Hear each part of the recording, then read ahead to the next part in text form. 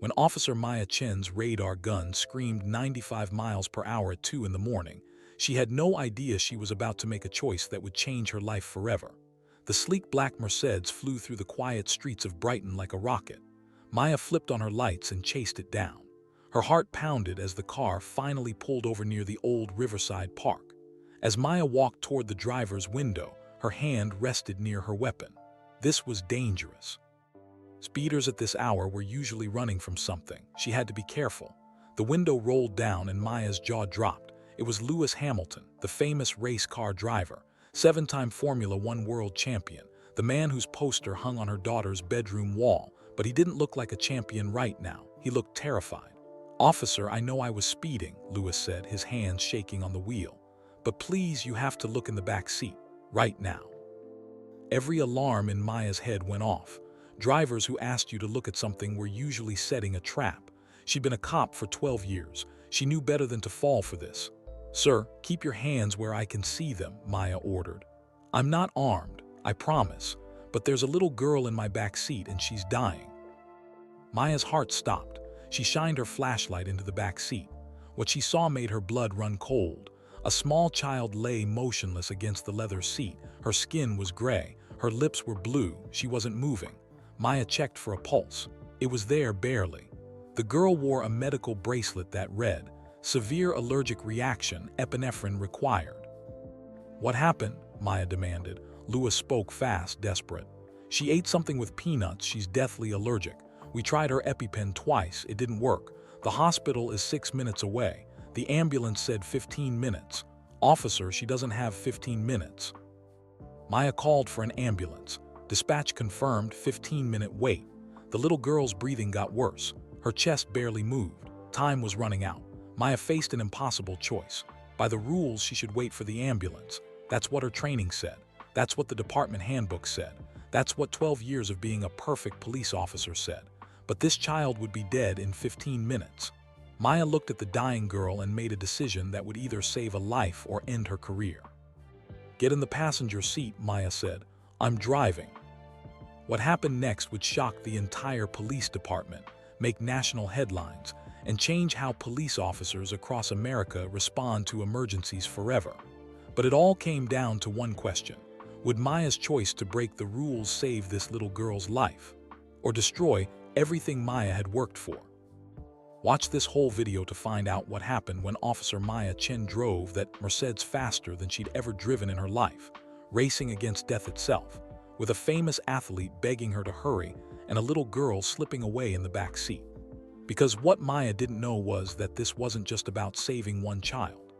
This was about a secret from Lewis Hamilton's past, a tragedy that happened 20 years ago that made this night even more desperate than Maya could imagine. Stay with me to discover the shocking truth that only gets revealed at the very end, and find out if Maya's bravery saved a life, or if she lost everything for nothing. The dashboard clock in Officer Maya Chen's patrol car glowed 2:17 a.m. when her radar gun screamed to life. 95 miles per hour, in a 40 zone. Maya's hand moved to her lights before her brain fully processed what she was seeing. A sleek black Mercedes, cutting through the empty streets of Brighton like a shadow racing against time. "Dispatch, this is Unit 47, Maya said into her radio, her voice steady despite the adrenaline starting to pump through her veins. "I've got a vehicle exceeding speed limit by 55 miles per hour on Riverside Drive. Initiating traffic stop." The crackle of dispatch came back. "Copy that, Unit 47, backup en route." Maya didn't wait for backup. She'd been a police officer for 12 years and she knew how to handle a traffic stop. She flipped on her lights and siren, the red and blue painting the dark street in flashes of color. The Mercedes didn't slow down immediately. For 3 terrible seconds, Maya thought the driver might run. Her muscles tensed, ready for a chase. But then the brake lights flared bright red and the car pulled over near the entrance to the old Riverside Park. Maya parked behind the Mercedes, her hands going through the familiar routine she performed thousands of times. Radio dispatch with her location. Check the license plate. She squinted at it, but the angle was wrong. Turn on her spotlight, approach with caution. She stepped out of her patrol car, one hand resting on her belt near her weapon. The November air bit at her cheeks, cold and sharp. Dead leaves skittered across the empty street, the only sound besides her footsteps and the distant hum of the highway. As Maya walked toward the driver's side window, she noticed her reflection in the car's tinted glass. She looked tired. 3 double shifts this week alone, dark circles under her eyes that no amount of concealer could hide. Her captain had told her to take some time off to deal with the divorce, to rest. But Maya didn't want rest. Rest meant thinking. Thinking meant remembering. Remembering meant pain. The window rolled down with a smooth electric hum. Maya opened her mouth to deliver her standard greeting. "Good evening, sir. Do you know why I pulled you over?" But the words died on her lips. Even in the harsh glare of her flashlight, even with fear twisting his features into something unfamiliar, Maya recognized him instantly. Lewis Hamilton, 7-time Formula One world champion, her daughter Zoe's hero, the face on the poster that hung in Zoe's bedroom right next to her bed.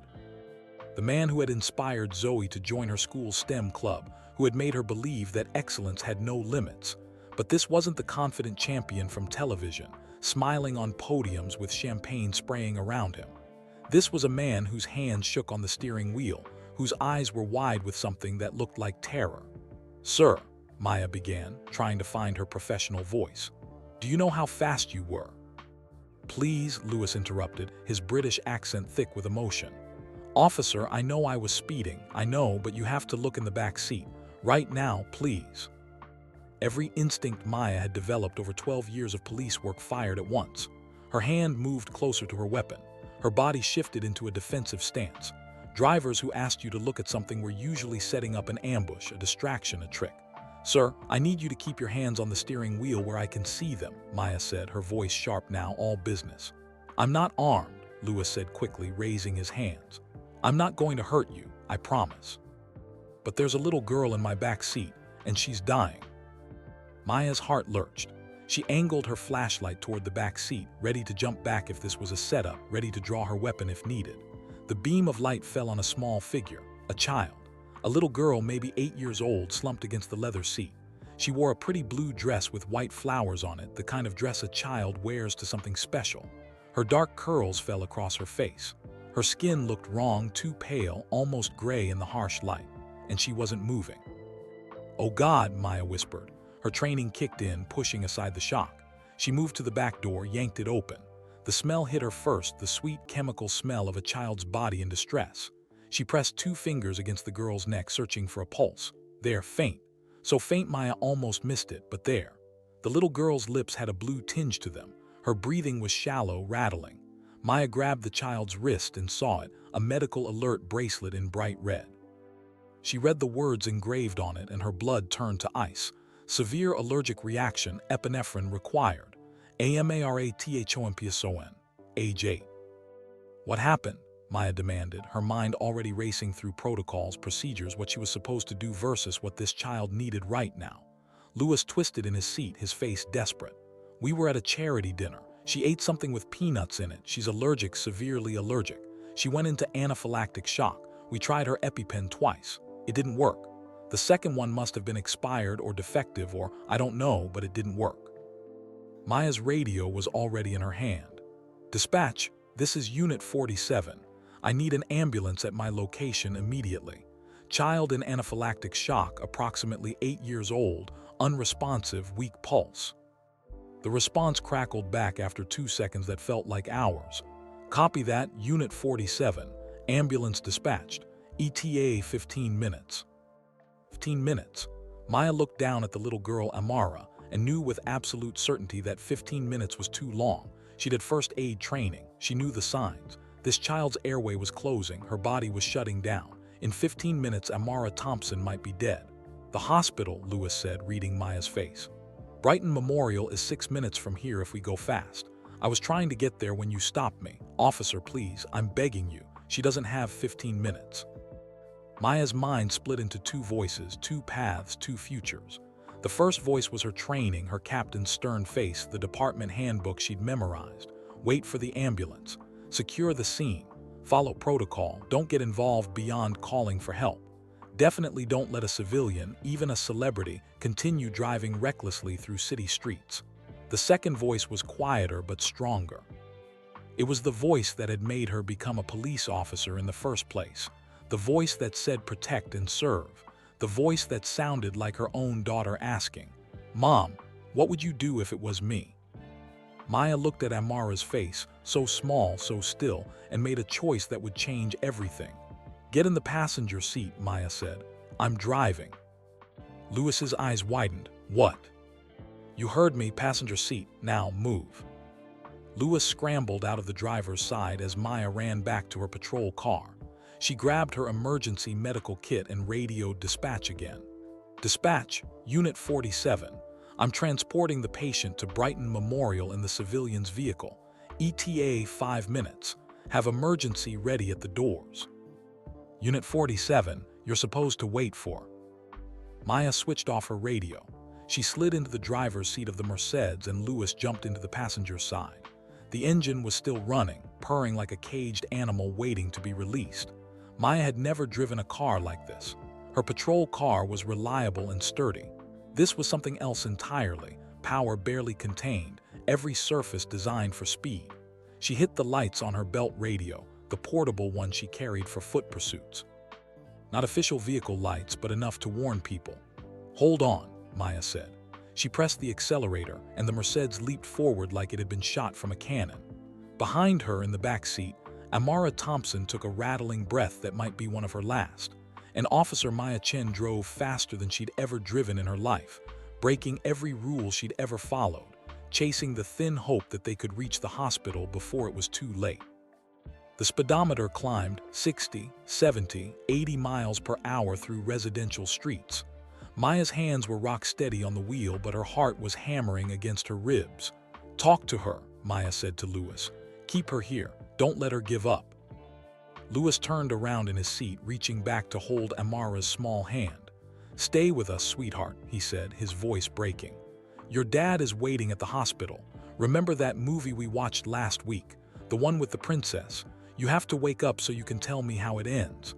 Come on, Amara. Stay with us, please." Maya flew through a red light, her makeshift siren wailing. A car swerved, horn blaring. She didn't slow down. 3 minutes to the hospital. Amara's breathing was getting worse, not better. Maya pressed harder on the accelerator and the Mercedes responded, eating up the distance between this moment and whatever came next, life or death, salvation or tragedy, the choice she'd made or the consequences she'd face. In the rearview mirror, Maya caught a glimpse of Amara's face, pale and still. And Officer Maya Chen prayed, something she hadn't done since her husband walked out 6 months ago, that her choice was the right one. That speed and courage would be enough, that this little girl would live to see the morning. 3 hours earlier, Officer Maya Chen had been sitting in her patrol car outside the 7-Eleven on Fletcher Street, staring at her phone like it might explode. The text from her daughter glowed on the screen. "Mom, why do you even care anymore?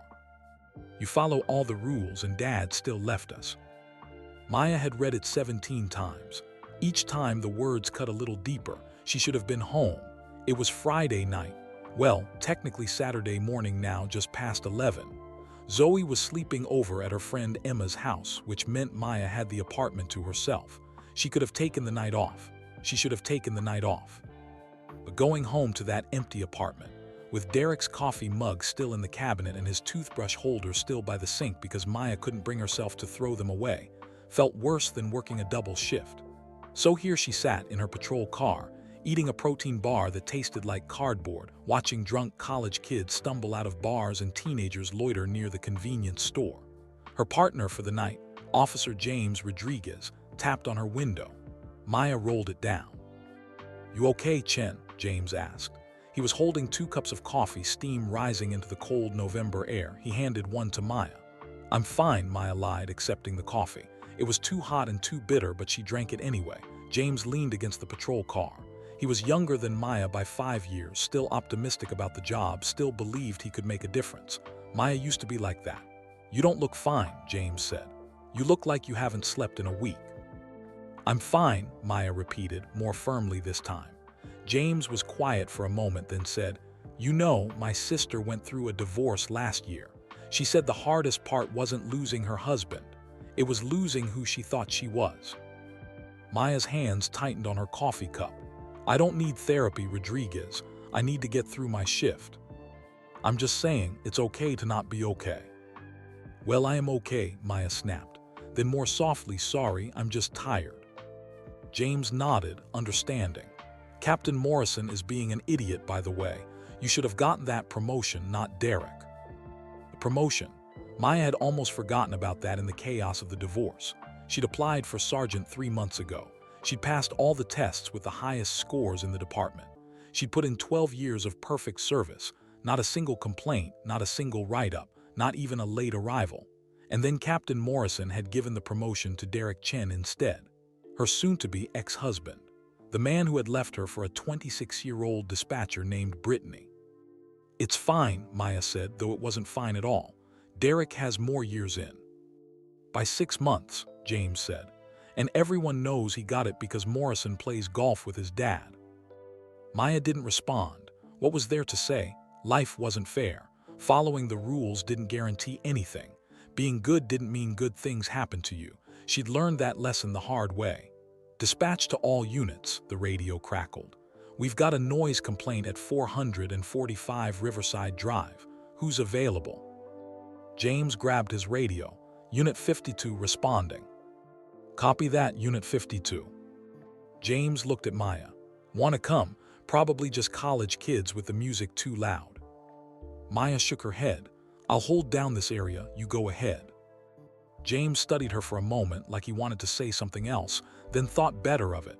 "Okay, radio if you need anything." Maya watched him drive away, his taillights disappearing into the night. Then she was alone again with her thoughts, which was exactly what she didn't want. She pulled out her phone and looked at Zoe's text again. Her daughter was right in a way. Maya had always followed the rules, always done what she was supposed to do. She'd been the perfect student, the perfect officer, the perfect wife. She'd worked hard, stayed late, never complained. And where had it gotten her? Divorced at 42, passed over for promotion, sitting in a patrol car at midnight eating stale protein bars and drinking bad coffee. Maya started typing a response to Zoe, then deleted it. Started again, deleted it again. What could she say? That following the rules did matter. That doing the right thing was its own reward. She didn't believe that anymore. A memory surfaced, unbidden. Zoe at 7 years old, crying because another kid had cheated during a spelling bee and won. Maya had knelt down, wiped Zoe's tears and said, "It doesn't matter that he cheated, sweetie. What matters is that you did your best and you were honest. That's what counts." Zoe had looked at her with those big brown eyes and said, "But he got the trophy and I didn't." Maya had hugged her tight and said, "Someday you'll understand that doing the right thing is better than any trophy." Now, sitting in her patrol car 15 years later, Maya wondered if she'd lied to her daughter. Maybe the kid who cheated had been right all along. Maybe the people who cut corners and broke rules and didn't care about doing things the right way were the ones who actually got ahead in life. Her phone buzzed. Another text from Zoe. "Never mind. I'm sorry. Love you, Mom." Maya's throat tightened. She typed back, "Love you too, baby. Have fun at Emma's. Be safe." 3 dots appeared, showing Zoe was typing, then disappeared. No response came. Maya set her phone down and finished her coffee. It had gone cold. The radio in her car was playing quietly, some late-night talk show about sports. The host was discussing tomorrow's Formula One race, something about Lewis Hamilton going for his 8th championship. Zoe loved Formula One. She'd gotten into it 2 years ago, inspired by Lewis Hamilton's speeches about diversity and breaking barriers. She had his poster on her wall, his quotes written in her journal. When Zoe talked about Hamilton, her whole face lit up.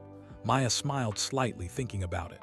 At least Zoe had someone to look up to, someone who showed her that hard work and talent could actually lead somewhere. The smile faded. Maya looked at her reflection in the rearview mirror. When had she gotten so cynical? When had she stopped believing in the things she'd spent her whole life standing for? She knew the answer. 6 months ago, when Derek had come home and said, "I'm in love with someone else. I'm sorry, Maya. I tried to make it work, but I just don't feel it anymore."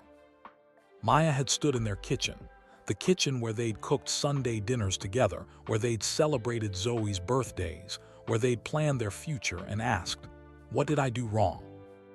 Derek had looked at her with something like pity and said, "You didn't do anything wrong. That's the problem. You're perfect, Maya.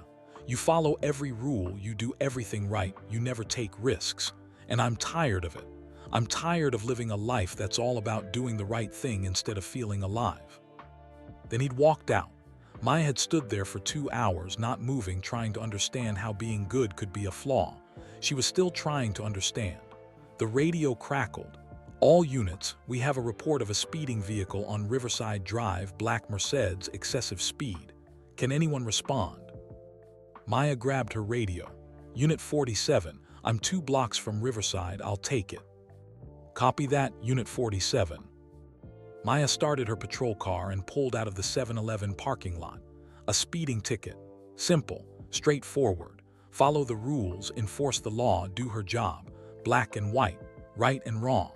The way things were supposed to be. She had no idea that in 3 minutes she would be faced with a choice that would shatter everything she believed about rules and righteousness. She had no idea that a little girl's life was hanging in the balance.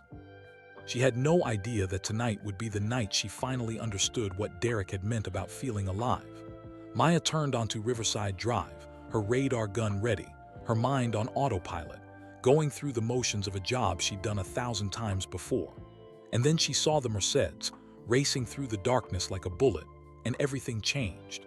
The radar gun screamed 95 miles per hour, and Maya's foot hit the gas pedal before her brain fully caught up. The chase lasted only seconds, 3 heartbeats of wondering if the driver would run before the Mercedes pulled over near the Riverside Park. Maya went through her routine mechanically. Radio dispatch, check the plate, spotlight on, step out of the vehicle, one hand near her weapon, the other holding her flashlight. The November wind cut through her uniform as she approached the driver's side window. Her boots crunched on fallen leaves. Somewhere in the distance, the river whispered against its banks.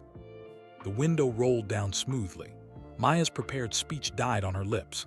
She'd seen this face 1,000 times, on Zoe's bedroom wall, on television during Sunday morning race broadcasts, on magazine covers at the grocery store checkout. But those images were always confident, smiling, victorious. This version of Lewis Hamilton looked terrified. His hands gripped the steering wheel so tightly his knuckles had gone white. Sweat beaded on his forehead despite the cold. His eyes were wide, darting between Maya's face and something in the back seat. "Sir," Maya began, forcing her voice to stay professional even though her heart was racing. "Do you know how fast you were going?" "Please?" Lewis's accent made the word sound like a prayer. "Officer, I know I was speeding. I know, but you have to look in the back seat. Right now, please." Every alarm in Maya's head went off at once. In 12 years of police work, she'd learned that drivers who asked you to look at something were usually planning something bad. Distraction, ambush, weapon hidden in the back seat. Her hand moved closer to her gun. Her body shifted, ready to dive for cover if needed. "Sir, I need you to keep your hands on the steering wheel where I can see them," Maya said sharply. All the softness left her voice. This was Officer Chen now, not Maya the tired divorcee. This was the woman who disarmed a knife-wielding robbery suspect 3 years ago, who talked down a man from a bridge ledge, who'd survived 12 years on the streets. "I'm not armed," Lewis said quickly, raising his hands off the wheel in surrender. "I swear to you I'm not going to hurt you. I have no weapons, but there's a little girl in my back seat and she's dying." The world seemed to tilt sideways. Maya angled her flashlight toward the rear of the car, half expecting a trap, fully prepared to draw her weapon. The beam cut through the darkness and fell on the back seat. A child, small, still, wrong. Maya's breath caught in her throat. The little girl wore a blue dress with white flowers scattered across it, a party dress, the kind parents save for special occasions. Her dark curls spilled across the leather seat. Her skin looked gray in the harsh flashlight beam and her chest barely moved. "Oh God," Maya whispered. Training took over. 12 years of experience, hundreds of hours of emergency response courses, muscle memory built through repetition. Maya moved to the back door and yanked it open.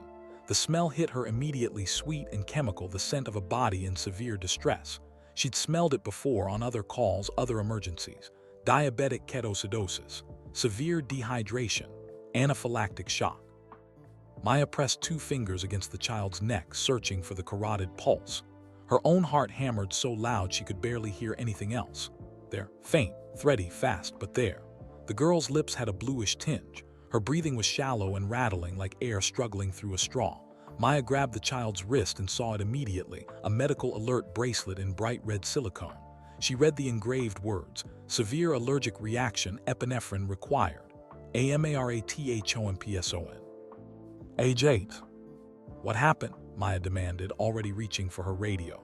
Her mind raced through protocols: call for ambulance, assess patient, begin first aid if trained, secure the scene. Lewis twisted in his seat, words tumbling out fast and desperate. We were at a charity dinner at the Riverside Convention Center. My friend's daughter, she's my friend David's daughter. She ate something with peanuts. She's severely allergic.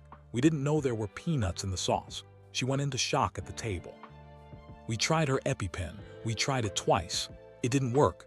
I don't know if it was expired or defective or what, but it didn't work. Maya's radio was already in her hand. Dispatch, this is Unit 47. I need an ambulance at my location immediately. Riverside Drive near the park entrance. Child in anaphylactic shock, approximately 8 years old, unresponsive, weak pulse, labored breathing. Static then. Copy that, Unit 47. Ambulance dispatched. ETA 15 minutes. 15 minutes. Maya looked down at Amara Thompson's gray face, at her blue-tinged lips, at her chest struggling to rise and fall. She'd had advanced first aid training.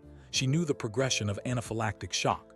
First the skin reactions, then breathing difficulties, then cardiovascular collapse. This child was in stage 3. Her airway was closing. Her blood pressure was probably dropping. Her organs were beginning to shut down. In 15 minutes, Amara Thompson would be dead. The hospital, Lewis said, reading the calculation on Maya's face. Brighton Memorial is 6 minutes from here.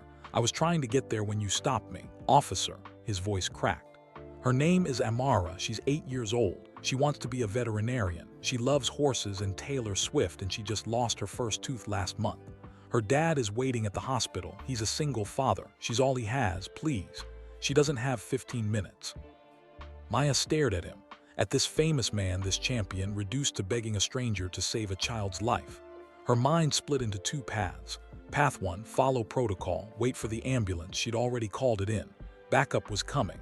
EMTs with proper equipment and training would arrive in 15 minutes. Maybe the child would hold on. Maybe the ambulance would arrive faster. Maybe there was still time. This was the safe path, the by-the-book path. The path that wouldn't end with Maya sitting in Captain Morrison's office explaining why she'd let a civilian continue driving recklessly through city streets. The path that wouldn't risk her job, her pension, her already fragile career. Path 2, get this child to the hospital now. 6 minutes instead of 15. Use the car that was already running, already here, instead of waiting for an ambulance that might arrive too late. This was the dangerous path, the break every rule path. The path that could end with Maya fired, sued, or worse. The path that went against every regulation in the department handbook. Maya looked at Amara's face, really looked at her. She was Zoe's age when Zoe had fallen off her bike and split her chin open. Maya had broken speed limits that day too, racing to the emergency room with blood soaking through the towel pressed against Zoe's face. Derek had yelled at her to slow down, to call an ambulance, to follow the rules. But Maya hadn't slowed down. Because it was her baby. Because rules didn't matter when your child was bleeding. This wasn't Maya's child. This was a stranger's daughter. Maya had no obligation here beyond calling for help and waiting. But when Maya looked at Amara Thompson's still face, she saw every child she'd ever protected. She saw Zoe. She saw the little girl who'd waved at her from a school bus last week. She saw the teenager she'd pulled from a car wreck 2 years ago. She saw every reason she'd become a police officer in the first place. To protect, to serve, to save lives, not to follow rules while children died. Maya made her choice in the space between heartbeats. Get in the passenger seat, she said. I'm driving. Lewis blinked. What? You heard me, passenger seat. Now move. Lewis scrambled out of the driver's side, nearly falling in his rush. Maya ran back to her patrol car, grabbed her emergency medical kit and the portable radio from her belt. She called dispatch one more time. Dispatch, Unit 47. I'm transporting the patient to Brighton Memorial in the civilian's vehicle. ETA 5 minutes. Have emergency room ready at the entrance. Unit 47, you're supposed to wait for the ambulance. Protocol says. Maya switched off her radio. She slid into the driver's seat of the Mercedes. The engine purred beneath her, powerful and responsive. This wasn't like her patrol car. This was a machine built for speed, every component designed to go fast. Lewis jumped into the passenger seat, slamming the door. "Thank you," he breathed. "Thank you." Maya didn't respond. She clipped her portable radio to the dashboard. It had lights that would flash, not proper emergency vehicle lights, but something. She adjusted the mirrors, familiarized herself with the controls in 3 seconds flat. "Buckle up," Maya said, "and hold on." She pressed the accelerator. The Mercedes leaped forward like a living thing, pressing Maya back into the seat. The engine roared. The speedometer climbed 40, 50, 60 miles per hour on a residential street. "Talk to her," Maya said, her eyes locked on the road ahead. "Keep her conscious. Don't let her slip away." Louis turned in his seat, reaching back to hold Amara's small hand. "Stay with us, sweetheart," he said, his voice breaking. "Your dad is waiting at the hospital. Remember that movie we watched last week? The one with the princess and the dragon? You have to wake up so you can tell me how it ends. You fell asleep before the ending, remember? I need you to wake up and tell me what happened.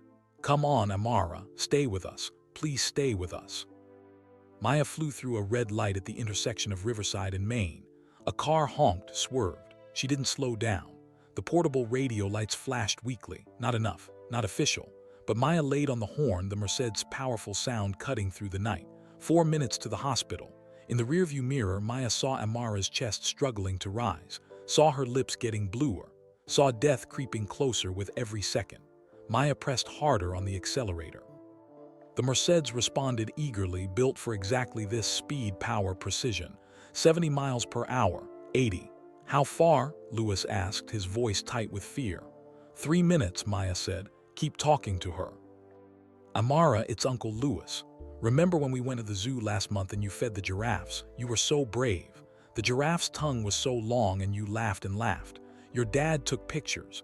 You have to wake up so we can go back to the zoo. I promise we'll go back. Whatever you want to see. Elephants, tigers, pandas. Whatever you want, sweetheart, just stay with us." Maya's hands were steady on the wheel, but her heart was racing. She was breaking every rule she'd ever followed. Speeding, unauthorized emergency transport, operating a civilian vehicle in official capacity. The list of violations was growing with every second. Captain Morrison would be furious. Derek would say she'd finally lost it. The department would investigate. But none of that mattered. What mattered was the little girl in the back seat, fighting for every breath. What mattered was getting to that hospital before it was too late. Maya Chen flew through the darkness, chasing hope and praying it was enough. 2 minutes to Brighton Memorial Hospital. Maya's world had narrowed to 3 things: the road ahead, the speedometer climbing past 85, and the sound of Amara's labored breathing from the back seat. "Left turn coming up," Maya said, her voice steady despite the chaos. "Hold on." She took the corner at 60 miles per hour. The Mercedes handled it perfectly, tires gripping the pavement like the car was glued to the road. Louis braced himself against the door, his other hand still reaching back to hold Amara's fingers. "Talk to me about her," Maya said. She needed Louis focused, needed him calm, and she needed to know who she was fighting to save. "Tell me about Amara." Louis's voice shook. "Her father, David, he's my best friend. We grew up together in Stevenage. Same street, same school. When everyone said I'd never make it as a driver, David believed in me. He was at my first race. He was there when I won my first championship." Maya swerved around a slow-moving taxi, horn blaring.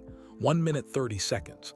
"David got married young," Louis continued, talking faster now, like the words could keep Amara tethered to life. "Amara was born when we were both 23. His wife died when Amara was 2 cancer. David raised her alone, 2 jobs, night shifts, everything. He gave up his dreams so she could have hers." The traffic light ahead turned red. Maya didn't even slow down. She checked left and right, saw the intersection was clear, and blasted through. "What are her dreams?" Maya asked. "Horses," Louis said, and despite everything, there was a smile in his voice. "She wants to be a veterinarian specializing in horses. She has pictures of them all over her room. Last month for her birthday, I took her and David to a stable. She rode for the first time. She was terrified and thrilled at the same time. Afterward, she told David it was the best day of her life." Maya's throat tightened. She thought of Zoe at 8 years old, fearless and full of dreams. Every child deserved to grow up, to chase those dreams, to have more best days. "Keep talking," Maya said. "Tell her about the horses." Louis turned fully in his seat now, leaning back toward Amara. Remember the horses, sweetheart. Remember Buttercup? That was the mare you rode. She was gentle and patient, just like you. You brushed her mane and she nuzzled your hand. You said she smelled like hay and sunshine. You have to wake up, Amara. We'll go back to see Buttercup. I promise. Next weekend. We'll bring carrots and apples and you can ride as long as you want. 1 minute to the hospital. Maya's radio crackled on the dashboard, the one she'd switched off but hadn't turned the volume down on. Captain Morrison's voice cut through. Unit 47, respond. Chen, what the hell do you think you're doing? Maya ignored it. Her entire focus was on the road, on the hospital that was now visible ahead, the bright emergency room lights like a beacon in the darkness. Amara, we're almost there, Lewis said urgently. The doctors are waiting. They're going to help you. You just have to hold on a little bit longer. Can you do that for me, for your dad? He needs you, sweetheart. I need you, please. Maya checked the rearview mirror. Amara's chest was still moving, but barely. Her lips were darker blue now. Time was running out. The Mercedes rocketed into the hospital emergency bay at 70 miles per hour. Maya slammed on the brakes, and the car screeched to a stop directly in front of the emergency room doors. Doctors and nurses rushed out with a gurney. They'd been ready, waiting for Maya's radio call. Lewis threw open his door and pulled his seat forward, reaching in for Amara. But his hands were shaking so badly he couldn't get a good grip. Let me, Maya said. She jumped out, ran to the back door, and carefully lifted Amara into her arms. The little girl weighed almost nothing, 70 pounds maybe, light as air, fragile as glass. This clothes, Maya could see everything. The pretty blue dress was expensive, probably bought special for tonight. Amara's fingernails were painted pink with little sparkles. A small silver necklace hung around her neck with the letter A on it. She was wearing one earring. The other must have fallen out somewhere. She was a real child, a whole person with a life and a father and dreams about horses and veterinary school and best days still to come. Maya ran toward the gurney, Amara motionless in her arms. Female, 8 years old, anaphylactic shock, Maya said rapidly to the lead doctor, a woman with gray hair and steady eyes. 2 EpiPen injections failed approximately 15 minutes ago. Weak pulse, severe respiratory distress, lips cyanotic. The doctor, her name tag said Dr. Sarah Chen, no relation, took Amara from Maya's arms and laid her on the gurney. Nurses swarmed immediately, attaching monitors, inserting an IV line, placing an oxygen mask over Amara's small face. Get her inside, Dr. Chen ordered. Prepare epinephrine 0.3 milligrams, and get me an airway kit. Her throat's closing. The gurney rushed through the automatic doors. Lewis tried to follow, but a nurse stopped him. Sir, you need to stay here. Let us work. That's Lewis stopped. Her father, where's her father? A tall man in a security uniform burst through the emergency room doors, running like his life depended on it. He was young, maybe 35, with the same dark curls as Amara and eyes wild with fear. Where is she? He shouted. Where's my daughter? David, Lewis caught his friend, grabbed his shoulders. They have her. They're working on her right now. David's face crumpled. Is she going to? She's alive, Lewis said firmly. She made it here alive. The doctors are helping her. David looked like he might collapse. Lewis held him upright, and these 2 grown men stood in the emergency bay clinging to each other, both of them shaking.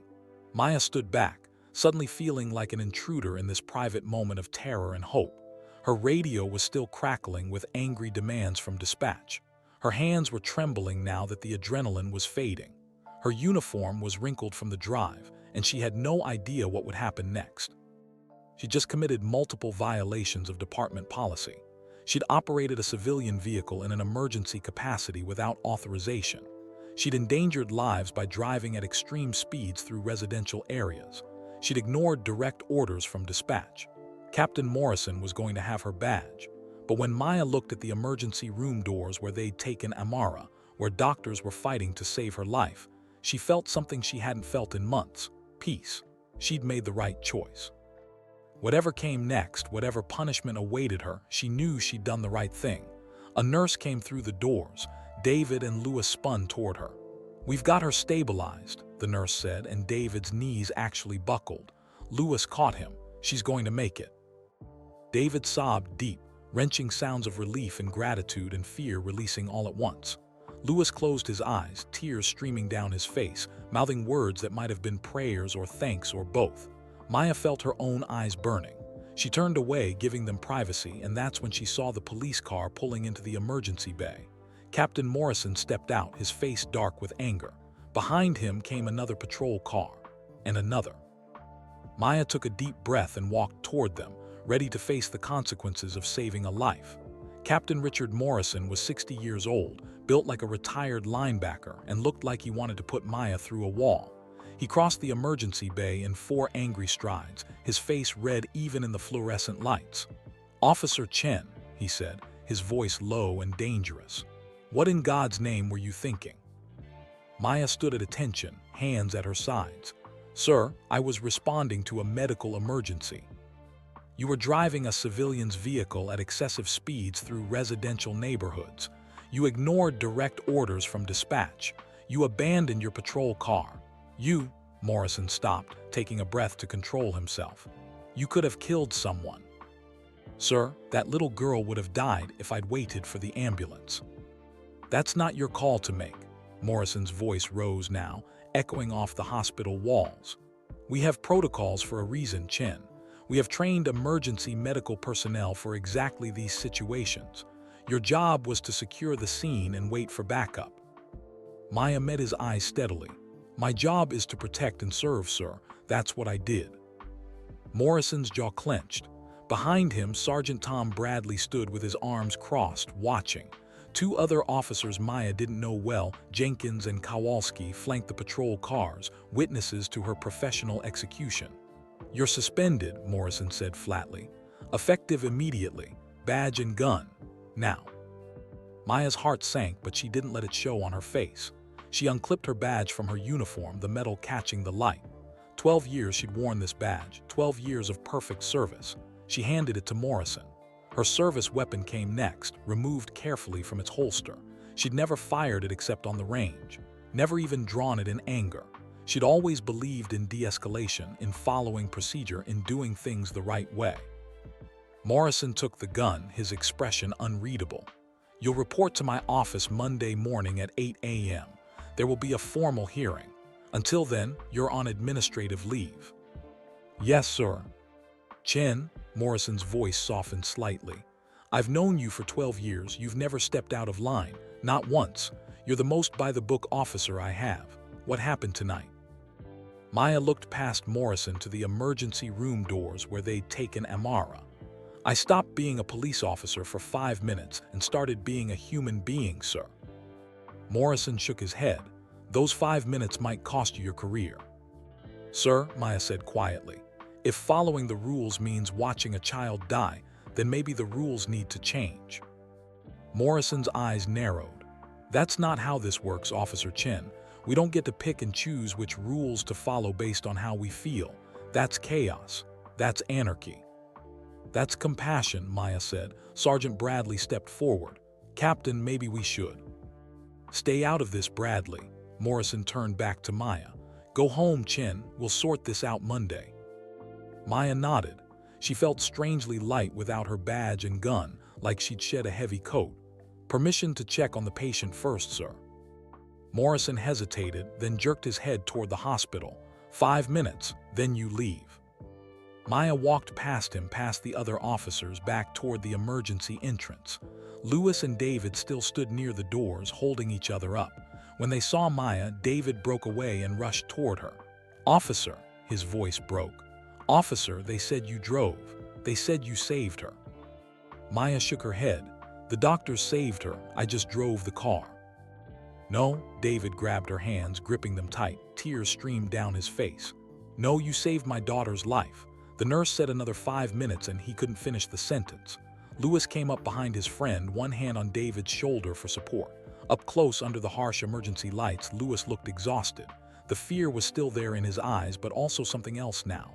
Gratitude. "Officer Chen," Lewis said, "I don't know how to thank you."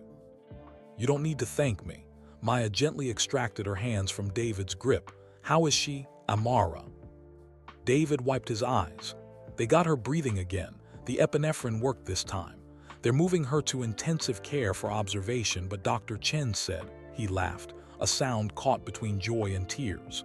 Dr. Chen said, "My little girl is going to be fine. She's going to be fine." The relief that washed through Maya was almost physical.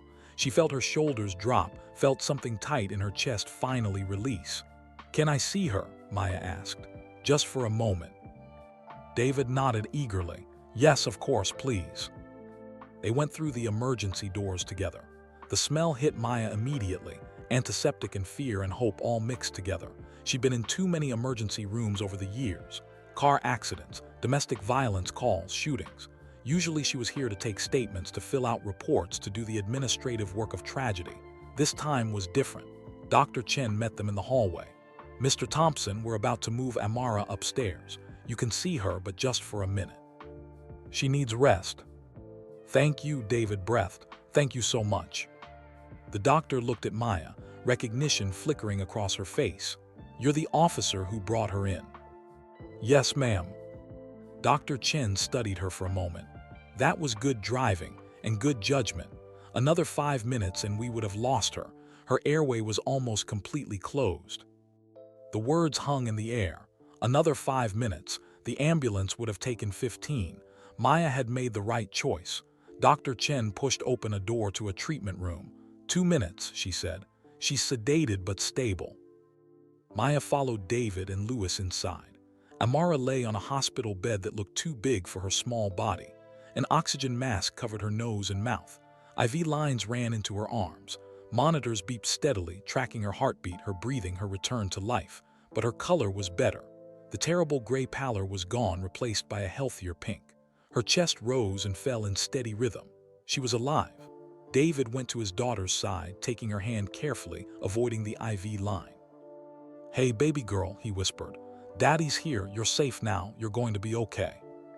Amara didn't respond, lost in sedated sleep, but her fingers twitched slightly in her father's grip. Louis stood on the other side of the bed, one hand on Amara's foot through the blanket. "You scared us, little one," he said softly. "Don't ever do that again." Maya stayed near the door, watching. This wasn't her moment. This was for family, for the people who loved this child. She was just the officer who happened to be there, who happened to make a choice. But David turned to her. "Officer Chen, come here, please." Maya stepped closer to the bed. "I want Amara to know who saved her," David said. "When she wakes up, I want to tell her about the brave police officer who broke all the rules to keep her alive. What's your first name?" "Maya," she said quietly. "Maya," David repeated, testing the name. "My daughter is alive because of you, Maya. I will never forget that. Never." Maya looked down at Amara's peaceful face, at the little girl who loved horses and dreamed of being a veterinarian, at the child who got to have a future now because Maya had chosen compassion over protocol. "I'm glad she's okay," Maya said. "That's all that matters." A nurse appeared in the doorway. "We need to move her upstairs now." David kissed his daughter's forehead gently. Louis squeezed her foot one more time. Maya stepped back as the medical team came in to prepare Amara for transport. Outside in the hallway, Louis turned to Maya. "What happens to you now? For driving?" Maya shrugged, trying to seem casual even though her stomach was in knots. "I've been suspended. There'll be a hearing on Monday." "Suspended?" David's voice rose in disbelief. "They suspended you for saving my daughter." "I violated department policy," Maya said.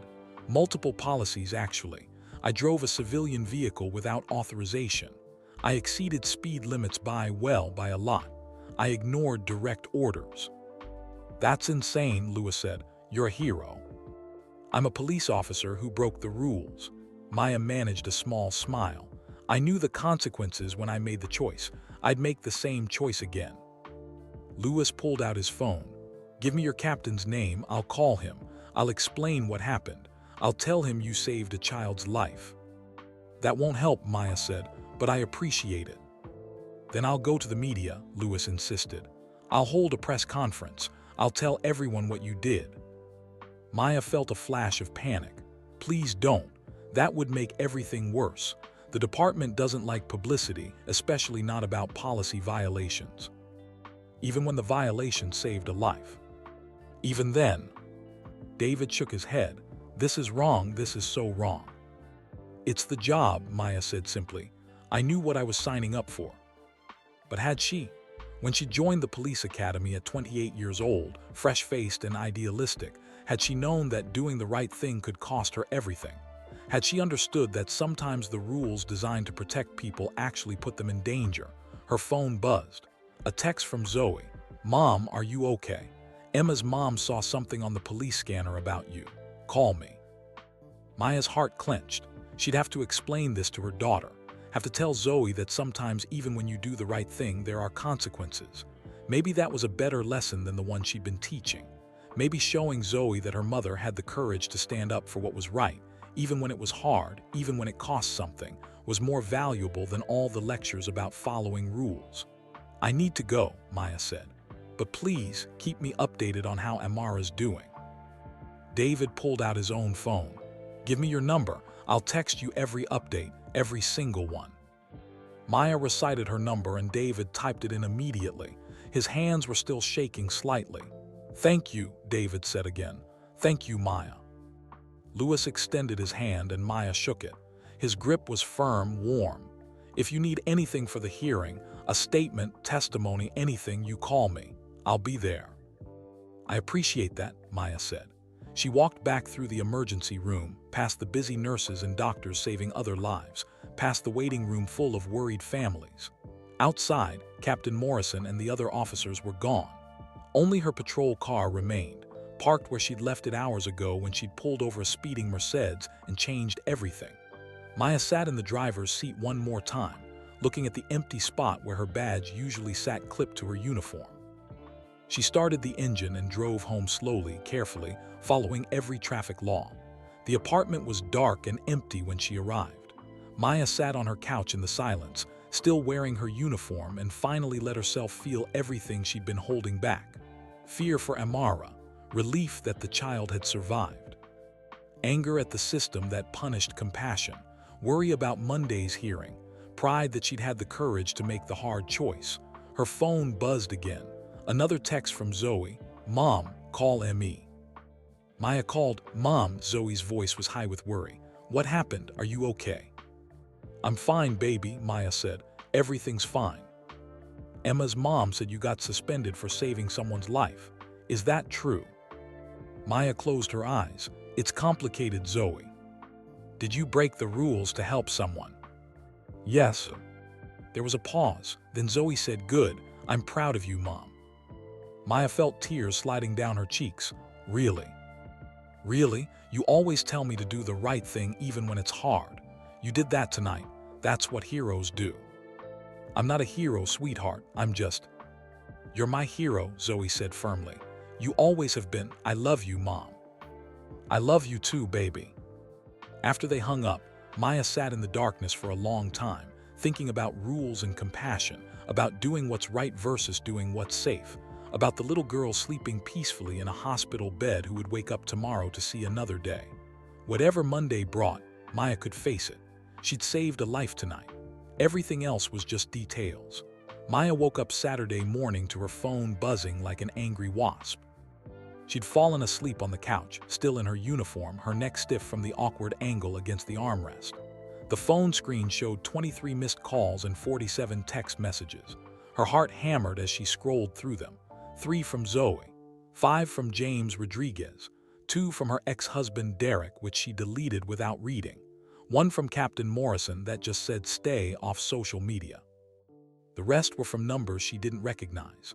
Maya opened her browser and understood immediately why her phone had exploded. Police officer saves child after Lewis Hamilton traffic stop. Read the headline on the Brighton Daily News website. Below it was a photo, grainy, taken from someone's phone showing Maya carrying Amara toward the hospital gurney. Her stomach dropped. The article had gone viral, 50,000 shares, hundreds of comments, and it was spreading to bigger outlets. She saw links to CNN, BBC, ESPN, all picking up the story. Lewis had gone to the media anyway. Maya read the article, her hands shaking slightly. Formula One champion Lewis Hamilton was stopped for speeding early Saturday morning by Brighton police officer Maya Chen.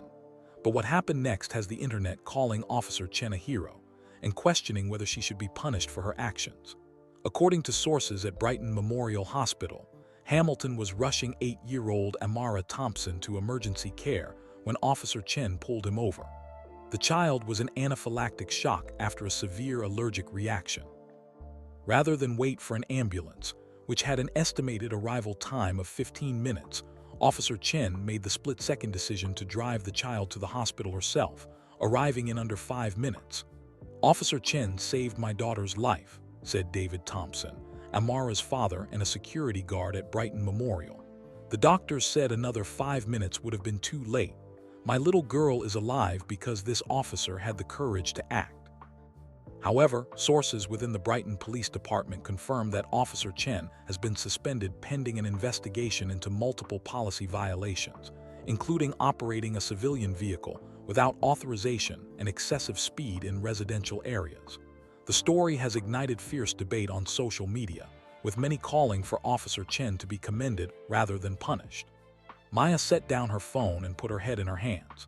This was exactly what she'd asked Lewis not to do. Going to the media would make everything worse with the department. Morrison hated publicity.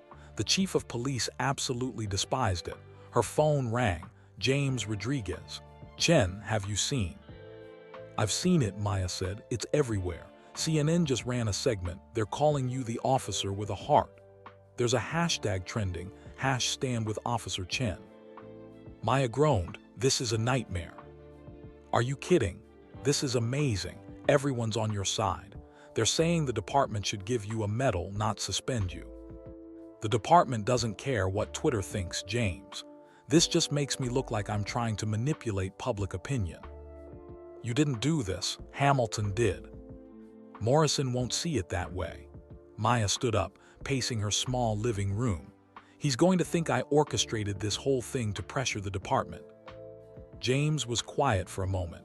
"You want me to come over? Bring coffee and terrible pastries from the gas station?" Despite everything, Maya smiled. "Thanks, but I'm okay. I just need to think." "Call me if you need anything. And Chen, for what it's worth, everyone at the station is talking about what you did. Most people think you're a hero." "Most people?" "Derek thinks you're an attention-seeking lunatic, but Derek's an idiot, so that doesn't count." Maya actually laughed. "Thanks, James." After she hung up, Maya forced herself to shower and change into civilian clothes, jeans and a sweater that Zoe had given her for Christmas last year. Without her uniform, she felt naked, unmoored. She made coffee and sat at her kitchen table, staring at her phone. The story was growing bigger by the hour. Video had surfaced of the Mercedes screaming through an intersection, Maya at the wheel. Someone had recorded it on their doorbell camera. The comments section was a war zone.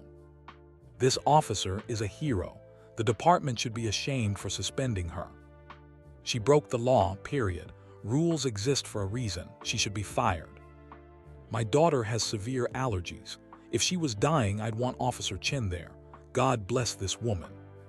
What if she'd crashed? What if she'd killed someone else? Vigilante justice isn't justice." Maya closed the browser.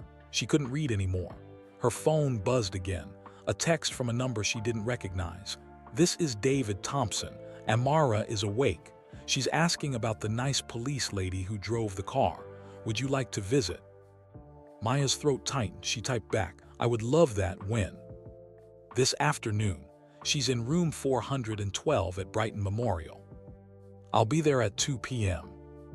Maya spent the rest of the morning cleaning her apartment, trying to keep her mind occupied. She scrubbed the kitchen counters that were already clean. She reorganized her closet. She did 2 loads of laundry that didn't need doing. Anything to stop thinking about Monday's hearing. At 1:30, she got in her car and drove to the hospital. The November afternoon was gray and cold, threatening rain. Maya parked in the visitor lot and sat for a moment, gathering her courage. She wasn't an officer anymore, not officially. She was just Maya Chen, a suspended cop who'd broken the rules and saved a life and had no idea what came next. Inside the hospital, she took the elevator to the 4th floor. Her heart pounded as she walked down the hallway toward room 412. What would she say to this child? How do you talk to someone whose life you saved? She knocked softly on the door. "Come in," called David's voice. Maya pushed open the door and stepped inside. Amara was sitting up in bed, surrounded by pillows. The oxygen mask was gone, replaced by a small nasal cannula. Her color was good, healthy pink instead of that terrible gray.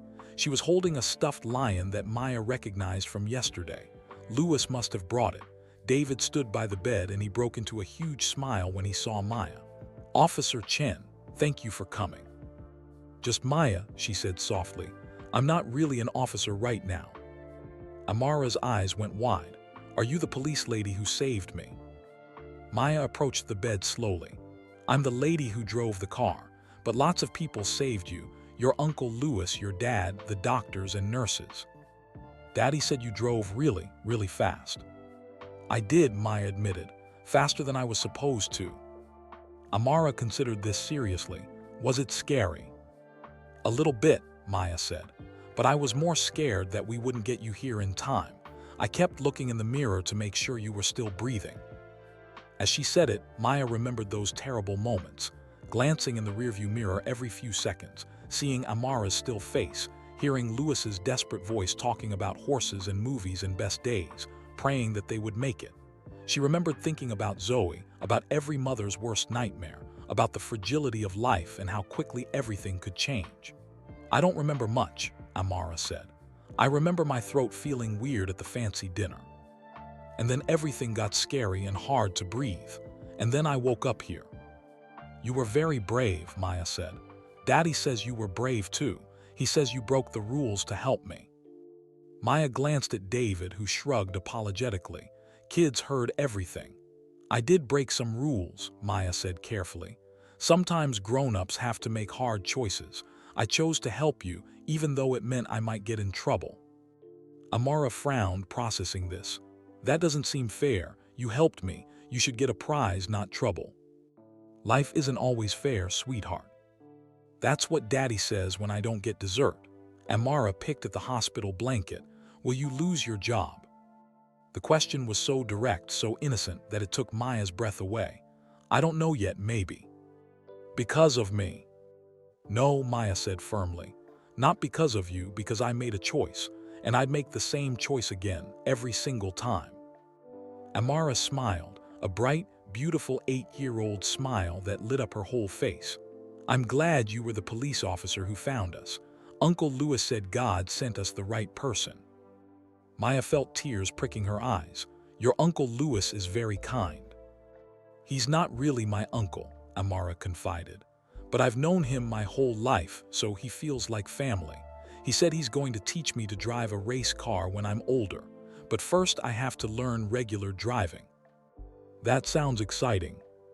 "Will you teach me police driving, with the lights and everything?" David laughed. "Amara, let's get you out of the hospital before we start planning your racing career." But Maya knelt down beside the bed so she was eye level with Amara. "If I'm still a police officer when you're old enough to drive, I would be honored to show you how we do it." Amara held out her pinky finger. "Promise." Maya hooked her pinky around Amara's small one. "Promise." They sat together for a while, Amara telling Maya about her school and her friends and the horse she'd ridden for her birthday. David brought Maya coffee from the cafeteria, terrible hospital coffee that somehow tasted perfect. Around 3 o'clock, a nurse came in to check Amara's vitals. "How's our miracle girl doing?" "Good," Amara said. "This is Maya. She's the police lady who saved me." The nurse looked at Maya with recognition and respect. "I heard about what you did. That was some impressive driving." "Just doing my job," Maya said quietly. "Your job is saving lives," the nurse said. "Sounds like you did it perfectly." After the nurse left, Louis Hamilton appeared in the doorway, carrying a vase of flowers and looking hesitant. "Is this a good time?" "Uncle Louis," Amara's face lit up. Louis came in, set the flowers on the windowsill and gave Amara a gentle hug. Then he turned to Maya, his expression apologetic. "Can we talk?" he asked. "Outside." Maya's stomach knotted. She followed Louis into the hallway, leaving David with Amara. "I'm sorry about the media," Louis said immediately. "I know you asked me not to, but I couldn't stay silent. What the department is doing to you is wrong." "You made everything worse," Maya said, trying to keep her voice level. "My captain hates publicity. Now he'll think I'm trying to manipulate the situation." I'll tell him it was all me. I'll make it clear you had nothing to do with it. It doesn't matter. The damage is done. Louis ran a hand over his face. I was trying to help. That little girl is alive because of you. The world should know that. Maya looked back through the window into Amara's room, where the little girl was laughing at something her father said. The only person who needs to know is in that room. She's alive. That's all that matters. It's not all that matters. You're being punished for doing the right thing. I knew the consequences when I made the choice. That doesn't make it right. Louis's voice was passionate now. I've spent my whole career fighting against systems that punish people for breaking unjust rules. In racing, they told me I'd never make it because I didn't look like the other drivers, didn't come from money, didn't fit their mold. I broke their unwritten rules just by existing, and I kept going because someone has to show them that the rules need to change. Maya was quiet, considering his words. You changed the rules last night, Louis continued. You showed the department that sometimes compassion matters more than protocol. Maybe some people need to hear that story. Or maybe I just made myself a target, Maya said. Either way, Monday will tell. Louis pulled out his phone. I want to show you something. He opened Twitter and scrolled through the hashtag stand with Officer Chen. Thousands of tweets, tens of thousands. People sharing stories about police officers who'd helped them, about times when someone broke the rules to save a life, about the importance of compassion in law enforcement. You've started something, Louis said. People are talking about what it means to serve and protect. Real stories, real conversations. That matters. Maya read through some of the tweets, her vision blurring slightly. When I was 16, a police officer drove me to the hospital when my mom was dying. He broke protocol. He saved my chance to say goodbye. Thank you, Officer Chen, for reminding us what heroes look like. My son has severe allergies. Every parent's nightmare is what happened to Amara. Officer Chen is exactly the kind of police officer we need. Compassionate, brave, human. I'm a police officer in Detroit. Officer Chen made a tough call under pressure. She deserves our support, not punishment. #stand with Officer Chen. Maya handed back the phone, overwhelmed. I don't know what to do with all this. You don't have to do anything, Louis said gently. Just show up Monday and tell the truth. You saved a life. Let the rest sort itself out. Maya nodded, not trusting her voice. They went back into the room together. Amara was yawning, getting tired. David was straightening her blankets, fussing over her the way good fathers do. I should go, Maya said. Let you rest. Will you come back? Amara asked sleepily. If you want me to. I do. You can tell me police stories. Maya smiled. Deal. She left the hospital as the afternoon faded into evening, the gray sky finally releasing the rain it had been threatening all day. Maya sat in her car in the parking lot, watching the drops slide down her windshield, and thought about mirrors. How many times had she looked in the rearview mirror last night, checking on Amara? 12, 2 dozen. Each glance a prayer, a hope, a desperate wish that the little girl would keep breathing. She'd seen herself in that mirror too. Seen the determination on her own face, the fear, the absolute certainty that she was doing the right thing even if it cost her everything. Maya had spent 12 years being the perfect officer, following every rule, checking every box, doing everything exactly right. And where had it gotten her? Divorced, passed over for promotion, suspended. But last night, for 5 minutes, she'd stopped being Officer Chen and started being Maya, a woman who saw a dying child and chose compassion over protocol. Maybe that was the person she was always meant to be. Her phone buzzed. A text from Zoe. Mom, you're famous. Everyone at school is talking about you. I'm so proud. Love you. Maya smiled through her tears and texted back. Love you too, baby, more than anything. As she drove home through the rain, Maya thought about Monday's hearing, about Captain Morrison and his disappointment, about the possibility of losing her badge permanently. But she also thought about Amara's smile, about David's gratitude, about the nurse who said Maya had done her job perfectly. She thought about thousands of strangers on Twitter who believed in her, who saw her choice as heroic rather than reckless. She thought about Lewis Hamilton, a man who'd spent his life breaking barriers and refusing to accept systems that didn't serve people. And Maya thought about the girl she'd been when she joined the academy, idealistic and hopeful, believing she could make a difference. Maybe she still could. Everything else was just details. But details, Maya was learning, could change the world. Sunday morning arrived with pale sunlight filtering through Maya's apartment windows. She'd slept better than she had in months, deep, dreamless sleep that left her feeling strangely refreshed despite everything hanging over her head. Her phone showed more messages, more interview requests from news outlets, more supportive tweets from strangers. Maya ignored most of them, but she did read a long email from James Rodriguez that made her smile. Chen. Half the department is ready to march into Morrison's office and demand he drop the suspension. The other half thinks you're insane, but even the ones who think you're crazy admit you saved that kid's life. Derek is being Derek, saying you always had a martyr complex, that you did this for attention, blah blah blah. Nobody's listening to him. Morrison's under pressure. The mayor's office called. The chief called. Apparently Lewis Hamilton's lawyers called too. This is bigger than a simple policy violation now. Whatever happens Monday, know that you did the right thing, and you've got people in your corner. Rodriguez. Maya closed her email and made herself breakfast, scrambled eggs and toast, eaten standing at her kitchen counter. Through her window, she could see families heading to church, couples walking dogs, normal Sunday morning life continuing while hers hung in the balance. Her phone rang, an unknown number. Maya almost didn't answer, expecting another reporter, but something made her pick up. Officer Chen, a woman's voice, professional and warm. Just Maya now. Who is this? My name is Dr. Patricia Williams. I'm a trauma surgeon at Brighton Memorial.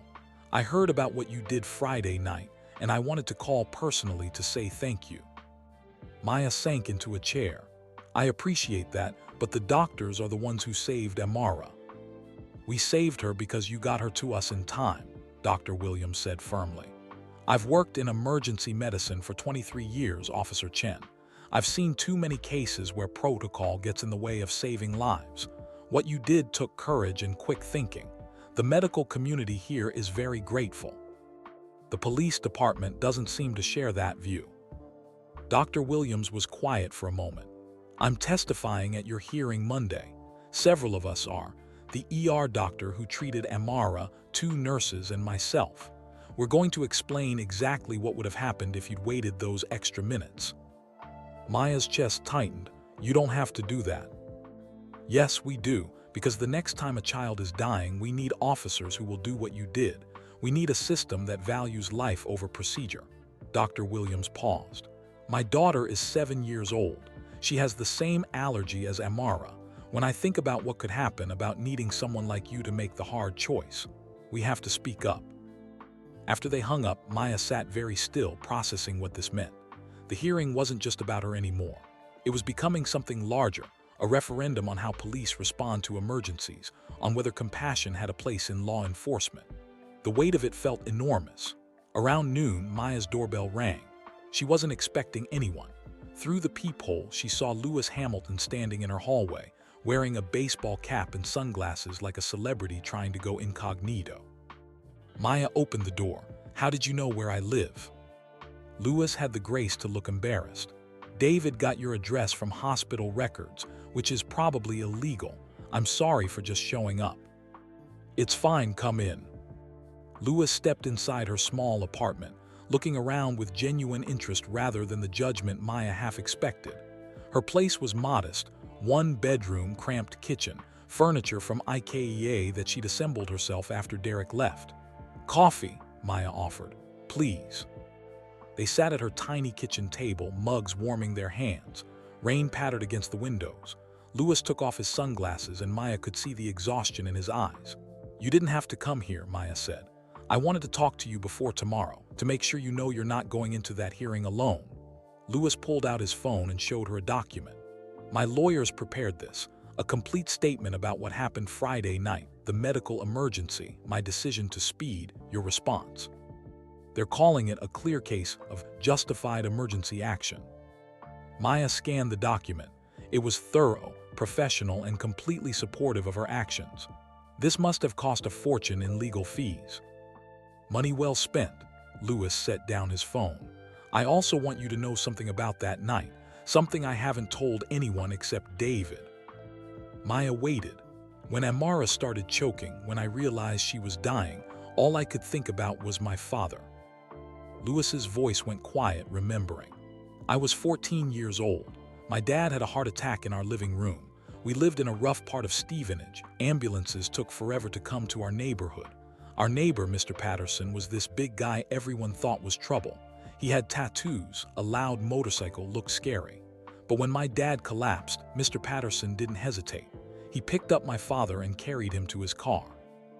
Maya listened, her heart already knowing where this story was going. Mr. Patterson drove like a maniac through red lights on the wrong side of the road, horn blaring.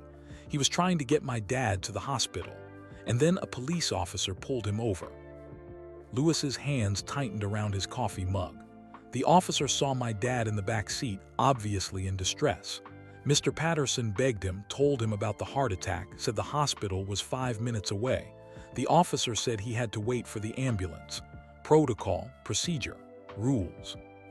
How long did you wait? Maya asked, though she already knew the answer would hurt. 12 minutes. The ambulance took 12 minutes. My father died in that car with me holding his hand while we waited for help that came too late. Lewis's voice cracked. The last thing he said to me was, "Be brave, son." And then he was gone. Maya felt tears sliding down her cheeks. I'm so sorry. For 20 years, I've carried that with me. The anger at that officer, the guilt that I couldn't save my dad, the what-ifs that haunted me. What if the officer had let Mr. Patterson keep driving? What if protocol had mattered less than a life? Lewis looked up, meeting Maya's eyes. And then Friday night, I'm in the same situation. Speeding, trying to save someone I love, knowing every second counts. And you pulled me over. For a few terrible seconds, I thought it was happening again. That Amara would die because the rules mattered more than her life. But she didn't die, Maya said softly. Because you chose differently than that officer did 20 years ago. You chose life. You chose compassion. You broke the cycle. Lewis wiped his eyes. You gave me something I've needed for 2 decades, proof that not all officers are the same, that some people will do the right thing even when it's hard. Maya reached across the table and squeezed his hand. Thank you for telling me that. I needed you to understand why this matters so much to me. Why I went to the media, why I'm fighting for you. It's not just about Amara. It's about my father and every other person who's died because someone followed rules instead of their conscience. They sat in silence for a while, 2 people bound together by a moment of crisis and the echoes of old tragedy. What happened to Mr. Patterson? Maya asked. The neighbor who tried to help your father. Lewis smiled sadly. He got arrested for reckless driving and resisting an officer, spent 3 months in jail. When he got out, he moved away. I never saw him again, but I've never forgotten what he tried to do for us. He was a good man. He was, and you're a good officer. Lewis stood up. Tomorrow, when you walk into that hearing, remember that you did what Mr. Patterson tried to do. You saved a life. Everything else is just bureaucracy. After Lewis left, Maya sat at her table thinking about his father, about a 14-year-old boy watching his dad die while they waited for help, about the neighbor who went to jail for trying to do the right thing. She thought about the officer who had made that call 20 years ago. Had he followed the rules because he was a bad person?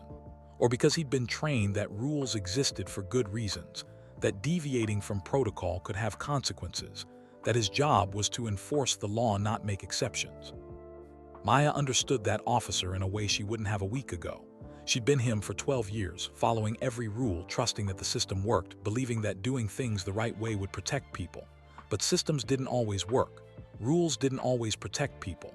And sometimes doing the right thing meant breaking everything you'd been taught. Her phone buzzed. A text from David. Amara's being released tomorrow afternoon. She wants to come to your hearing to support you. Is that okay?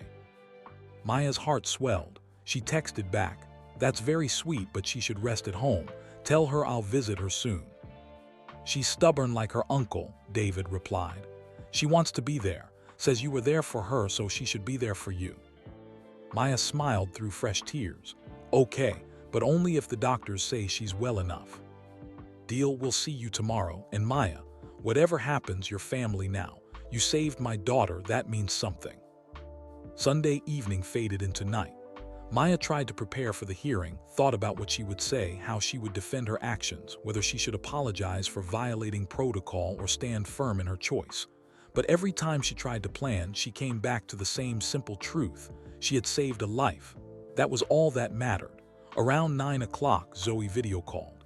"Hey, Mom, how are you holding up?" "I'm okay, baby, really." Zoe studied her through the screen. "You look tired." "I am tired, but I'm also, I don't know, peaceful, I guess." "Good." Zoe paused. "Mom, I've been thinking about what you did, about how you broke the rules to help that little girl, and I realized something." "What's that?" "All my life, you've told me to follow the rules, to do the right thing, to be good. And I thought that meant never breaking any rules ever. But that's not what you meant, is it?" Maya felt her throat tighten. "What do I mean?" "You meant follow the rules that protect people. But when the rules hurt people, when they get in the way of doing good, then you have to be brave enough to break them." Zoe's eyes were bright with understanding. "That's what being good actually means. Not just following orders, but thinking about what's right." "When did you get so wise?" Maya whispered. "I learned from the best." Zoe smiled. "Good luck tomorrow, Mom. I know you're going to be okay. You're the bravest person I know." After they hung up, Maya got ready for bed. She laid out her clothes for tomorrow, not her uniform, which she couldn't wear while suspended, but her best dress pants and blazer. Professional, respectful, ready. She set her alarm for 6 a.m. The hearing was at 8. As Maya lay in bed, she thought about Lewis's father dying in a car while they waited for help. She thought about Mr. Patterson going to jail for trying to save a life. She thought about 14-year-old Lewis learning that sometimes the world punished people for being good. She thought about Amara, alive and laughing in her hospital bed, getting a second chance because Maya had chosen differently. And Maya thought about tomorrow, about walking into that hearing room, about facing Captain Morrison and the review board, about defending her choice to value life over procedure. Whatever they decided, Maya knew she could live with it, because she could live with herself. She'd looked in the mirror Friday night and seen someone who had the courage to do what was right. That person would walk into the hearing tomorrow. That person would tell the truth. That person would accept whatever came next. Maya closed her eyes and for the first time in months slept without nightmares. She dreamed instead of a little girl riding horses, of a grateful father holding his daughter close, of rules changing to protect instead of punish. She dreamed of hope. Monday morning arrived cold and clear. Maya woke before her alarm, dressed carefully, and drove to the Brighton Police Department headquarters with her hands steady on the wheel. The parking lot was fuller than usual. News vans lined the street. Reporters with cameras clustered near the entrance. Maya's stomach tightened, but she kept her face neutral as she parked and walked toward the building. "Officer Chen, can we get a statement?" "Maya, how are you feeling about today's hearing? Do you regret your actions Friday night?" Maya kept walking, saying nothing. James Rodriguez appeared at her elbow, running interference. "No comments right now, folks. Let her through." Inside, the familiar hallways of the department felt different. Officers she'd worked with for years nodded at her, some supportive, some uncertain. A few avoided eye contact entirely. "Chen." Sergeant Bradley appeared, his expression unreadable. "Captain wants you in conference room B in 15 minutes. Your supporters are already gathering." "Supporters?" Bradley almost smiled. "You'll see." Maya followed him down the hallway to conference room B through the glass walls. She could see people already assembled. Dr. Williams from the hospital, still in her scrubs from the night shift. 2 nurses Maya recognized from Amara's emergency treatment. Lewis Hamilton, dressed in a sharp suit, looking every inch the professional athlete and businessman. And in the back, David Thompson sat with Amara on his lap. The little girl wore a pretty purple dress and held her stuffed lion. When she saw Maya through the glass, she waved excitedly. Maya's eyes burned. Amara should be home resting, not sitting in a police department conference room. She insisted, David said when Maya entered. Wouldn't take no for an answer. Amara slid off her father's lap and walked to Maya, holding out a piece of paper. "I made this for you." Maya took it carefully. A child's drawing in crayon, a police car with flashing lights, a stick figure with long dark hair labeled Officer Maya, and a smaller stick figure labeled Me. Above it, in careful block letters, "Thank you for saving ME." "It's beautiful," Maya whispered, kneeling down. "Thank you, sweetheart. Daddy says you might be in trouble because you helped me. That's silly. You should get a trophy." "Life doesn't always work that way, honey." "Then life is silly too," Amara declared with 8-year-old certainty. Captain Morrison entered the room, followed by Chief of Police Barbara Martinez and 2 members of the Civilian Review Board. Morrison's face was its usual stern mask, but the chief looked thoughtful, her sharp eyes taking in everyone assembled. "Let's get started," Morrison said. "This is a formal hearing regarding Officer Maya Chen's actions on the night of Friday, November 28th. Officer Chen is accused of multiple policy violations, including unauthorized use of a civilian vehicle, excessive speed in residential zones, and failure to follow emergency response protocol." He looked at Maya. "Officer Chen, please sit." Maya took the chair facing the panel. Her supporters sat behind her. She could feel their presence like a shield at her back. Morrison continued, "Before we begin with testimony, does Officer Chen wish to make a statement?" Maya stood. Her voice was steady. "Yes, sir. On Friday night, I responded to a speeding vehicle. Upon investigation, I discovered a child in medical crisis. I assessed the situation and determined that waiting for an ambulance would result in the child's death. I made the decision to transport her to the hospital immediately. I understood this violated department policy. I made the choice anyway because saving a life was more important than following procedure. I stand by that choice." "Even though you put other lives at risk by speeding through residential areas?" Morrison asked. "I drove as safely as possible given the circumstances. I used lights and sirens. I cleared intersections before proceeding. I took every precaution I could while still getting Amara to the hospital in time." Chief Martinez spoke for the first time. "Officer Chen, you've been with this department for 12 years. You've never had a single complaint or violation. Why break your perfect record now?" Maya met her eyes. "Because perfection doesn't mean anything if I let a child die to maintain it." The chief nodded slowly. "Dr. Williams, you asked to testify. Please proceed." Dr. Williams stood, pulled out a folder of medical records. "I'm a trauma surgeon at Brighton Memorial. I've reviewed Amara Thompson's case extensively. When she arrived at our emergency room, she was approximately 90 seconds from complete airway closure. Her oxygen saturation was dangerously low. Her blood pressure was dropping rapidly. Had she arrived 5 minutes later, the difference between Officer Chen's transport and the ambulance arrival time, Amara would have suffered irreversible brain damage or death." She handed the medical records to the chief. "Officer Chen didn't just save this child's life. She saved her quality of life. Every second mattered. Her decision to act immediately was medically sound and, in my professional opinion, the only appropriate response." One of the review board members, a stern-looking man named Patterson, spoke up. "But doctor, we have trained paramedics for exactly these situations. Surely waiting for professionals would have been safer." "Safer for liability perhaps," Dr. Williams said sharply, "but not safer for the patient. The paramedics would have arrived to find a child already in cardiac arrest. Officer Chen prevented that outcome." The nurses testified next, confirming Amara's critical condition upon arrival. Then Lewis Hamilton stood. "Mr. Hamilton," Chief Martinez said, "thank you for coming. Please tell us what happened from your perspective." Lewis described the charity dinner, Amara's allergic reaction, the failed EpiPens, his decision to drive to the hospital.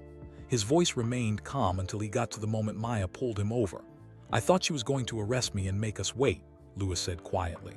"I was prepared for that, prepared to beg, to argue, to do whatever it took. But Officer Chen didn't waste time on procedure. She saw a dying child and she acted. She drove better than most professional drivers I know. She got us to that hospital safely and quickly. She saved Amara's life, and she saved me from living through the same nightmare I experienced when I was 14 years old." Morrison frowned. "What nightmare?" Lewis looked directly at the captain. "When I was 14, my father had a heart attack. A neighbor tried to drive him to the hospital. A police officer pulled them over and made them wait for an ambulance. My father died while they waited. For 20 years, I've lived with that loss and the anger at a system that valued rules over my father's life. The room went completely silent. Officer Chen chose differently, Lewis continued. She chose life. She chose compassion. And because of that, Amara Thompson gets to grow up. Her father doesn't have to bury his daughter. I don't have to live with another tragedy caused by rigid adherence to protocol. He turned to face Morrison directly. If you punish Officer Chen for this, you're telling every officer in this department that following rules matters more than saving lives. Is that really the message you want to send? Morrison's jaw tightened, but he said nothing. David Thompson spoke next, his voice shaking with emotion. I'm a single father. Amara is my whole world. Officer Chen gave her back to me. I don't care about policy violations or procedures. I care that my daughter is alive. And every parent in this city should care that there are officers like Maya Chen who will choose their children's lives over bureaucracy. Finally, Amara herself stood up. David tried to stop her, but she shook her head stubbornly and walked to the front of the room. I'm only 8, so maybe I don't understand grown-up stuff, Amara said, her voice small but clear. But I know Officer Maya saved me. She drove really fast to help me breathe again. And now people are mad at her. That doesn't make sense. When someone helps you, you should say thank you, not punish them. She walked to Maya and hugged her. Thank you, Officer Maya, you're my hero. Maya's composure finally cracked. Tears slid down her cheeks as she hugged Amara back. Chief Martinez cleared her throat. Thank you all for your testimony. The panel needs to deliberate. Officer Chen, please wait outside. Maya stood, gave Amara's hand one final squeeze and walked out of the conference room. The hallway felt too bright, too empty. She leaned against the wall, trying to steady her breathing. James appeared with coffee. That was intense. Yeah. The kid testifying was brilliant. If they fire you after that, there will be riots. Maya managed a weak smile. Let's hope it doesn't come to that. They waited for what felt like hours, but was actually 45 minutes. Finally, the conference room door opened. Morrison gestured for Maya to come back inside. Her heart hammered as she took her seat again. Chief Martinez stood. Officer Chen, this panel has reviewed all testimony and evidence. We've considered the policy violations and the extraordinary circumstances. We've weighed procedure against outcome. Maya held her breath. It is the decision of this panel that while you did technically violate department policy, your actions were justified given the immediate life-threatening emergency. You are hereby cleared of all charges. Relief flooded through Maya so powerfully she felt dizzy, but the chief wasn't finished. However, we recognize that our current protocols need revision. Effective immediately, we are implementing new emergency transport guidelines, the Amara Protocol, which authorizes officers to provide emergency transport in cases where waiting for an ambulance would result in loss of life or severe injury. Morrison looked like he'd swallowed something bitter, but he nodded. Officer Chen, you'll be working with a committee to develop these new protocols. Your experience will be valuable in creating appropriate safeguards while allowing for the kind of quick response that saved Amara Thompson's life. Furthermore, Chief Martinez said, and now she was smiling slightly, you are being awarded a commendation for valor and exceptional service. You'll also receive the promotion to sergeant that should have been yours 3 months ago. Maya's jaw dropped. Ma'am, Don't argue with me, Sergeant Chen. You've earned it. Behind Maya, her supporters erupted in applause. Amara cheered. David and Lewis hugged each other, both men crying openly now. Morrison stood, extended his hand to Maya. Congratulations, Sergeant. Though for the record, you gave me 3 gray hairs and an ulcer this weekend. Maya shook his hand, still too shocked to fully process what had happened. Sorry, sir. Don't be sorry, be careful. And be ready to help us change how this department responds to emergencies. We need officers who can think on their feet and make tough calls. Apparently, you're one of them. The meeting dissolved into handshakes and hugs. Dr. Williams squeezed Maya's shoulder. The nurses congratulated her. Lewis gave her a hug that lifted her off her feet. You did it, he said. You changed the system. We did it, Maya corrected, all of us. Amara tugged on Maya's sleeve. Does this mean you're still a police officer? Better than that, sweetheart. Now I'm a sergeant. What's a sergeant? It means I get to help other officers learn how to be brave like Officer Maya was, Maya explained, kneeling down. And I get to make sure that if another little girl needs help like you did, the officers will know they can do what I did. Amara considered this seriously, so more kids will be saved. That's the goal. Good, everyone should have an Officer Maya.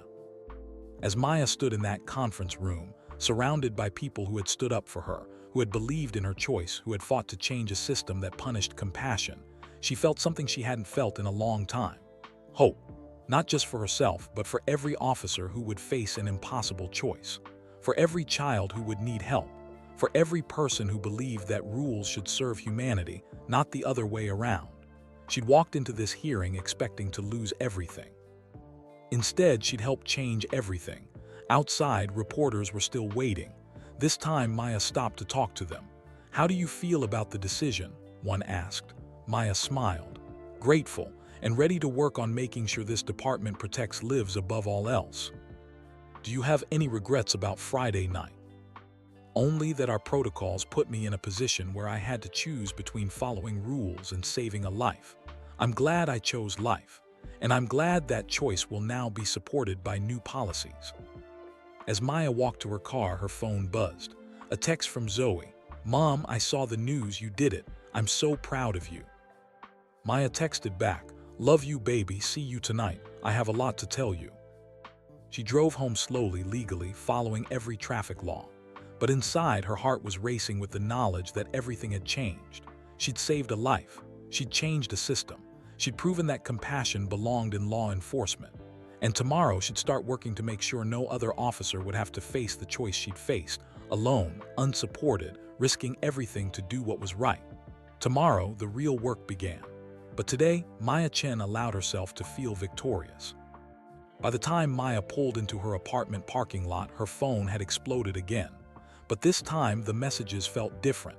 Congratulatory instead of concerned. Celebratory instead of worried. Text from James Rodriguez. "Sergeant CHEN, drinks are on you this weekend." Text from her captain at the community center where she volunteered. "Saw the news. You're an inspiration. The kids will be thrilled." Even a grudging text from Derek. "Congrats on the promotion. You deserved it."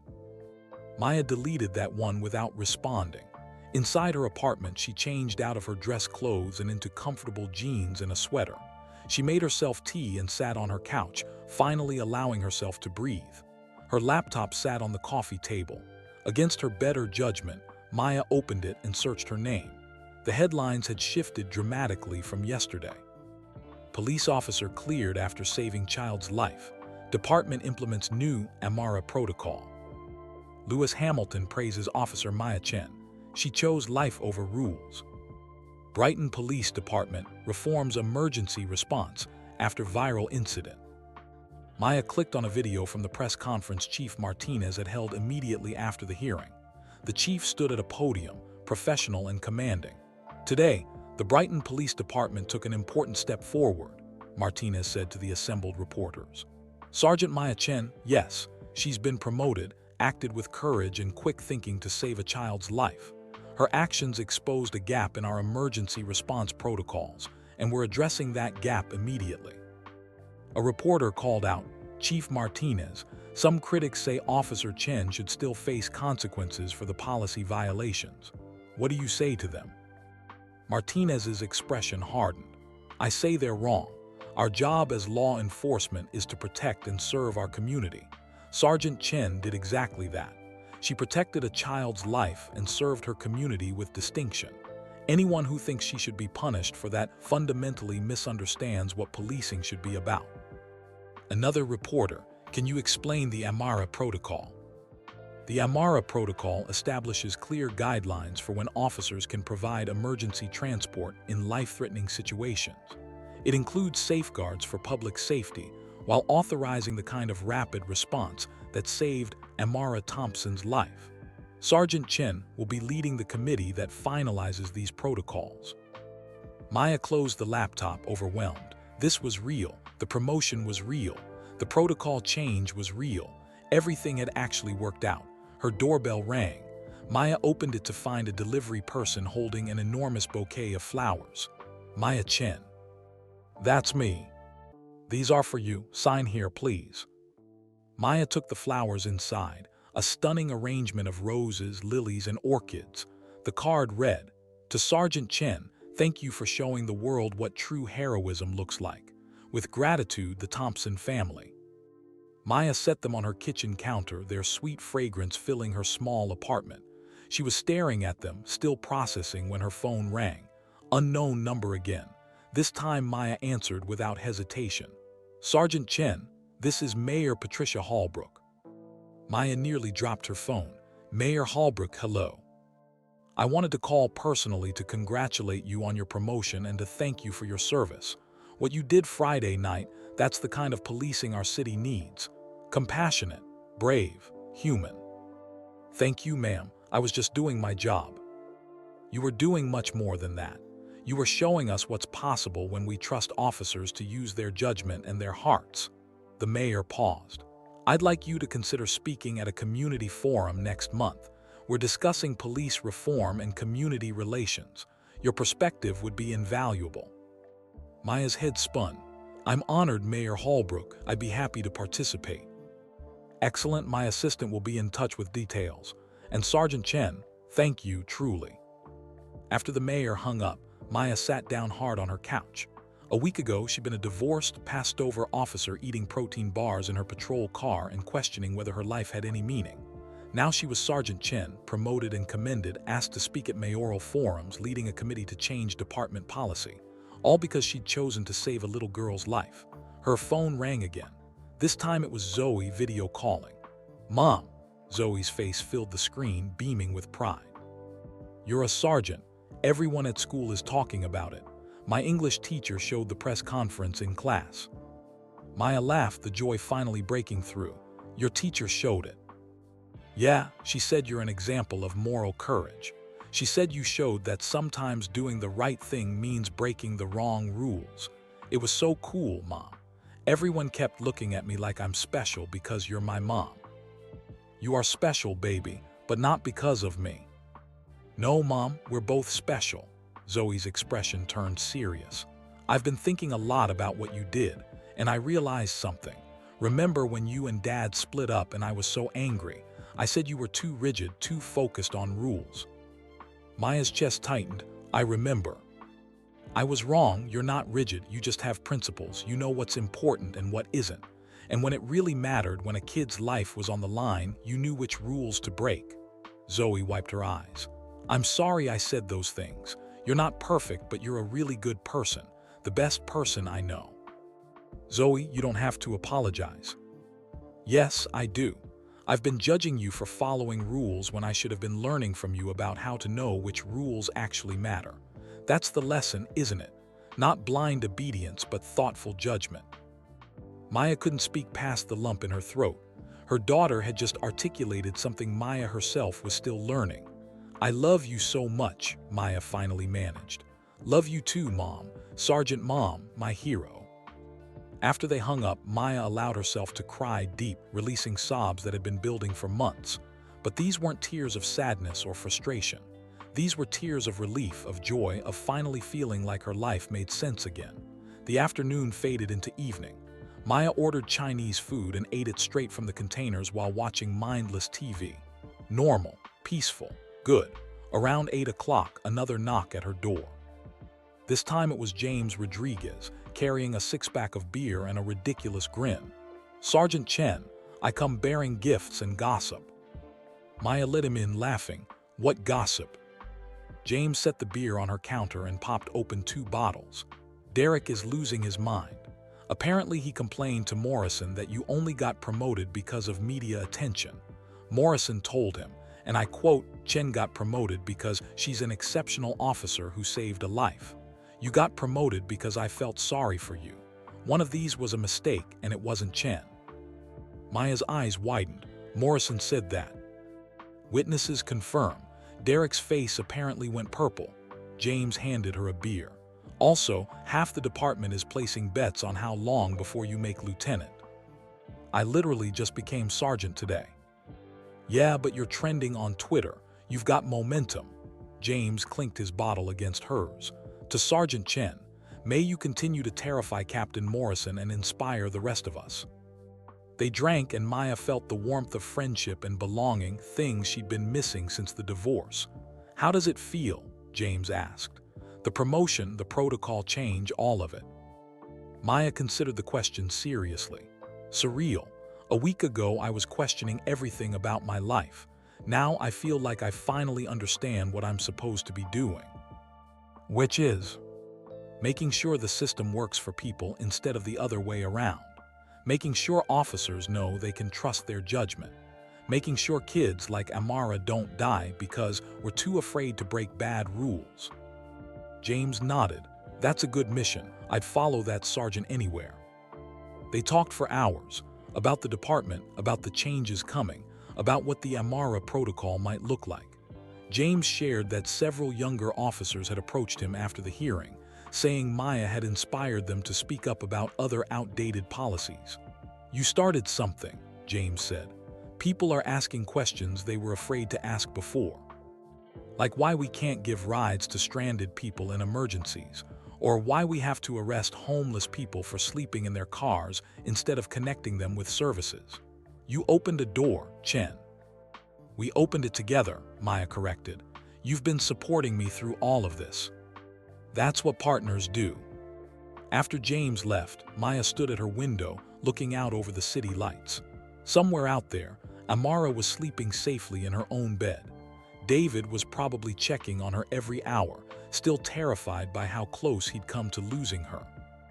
Louis was probably in some hotel room, preparing for his next race, carrying a lighter heart because this story had a different ending than the one from his childhood. And Maya, Sergeant Maya Chen, was standing in her apartment, holding a beer, feeling genuinely happy for the first time in months. Her phone buzzed one more time, a text from a number she now recognized as David's. Amara wants to say goodnight. A second later, a video message came through.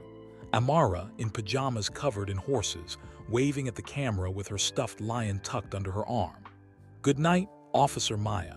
Daddy says you're a sergeant now, which sounds very important. I'm going to be a sergeant veterinarian when I grow up so we can match. Sweet dreams.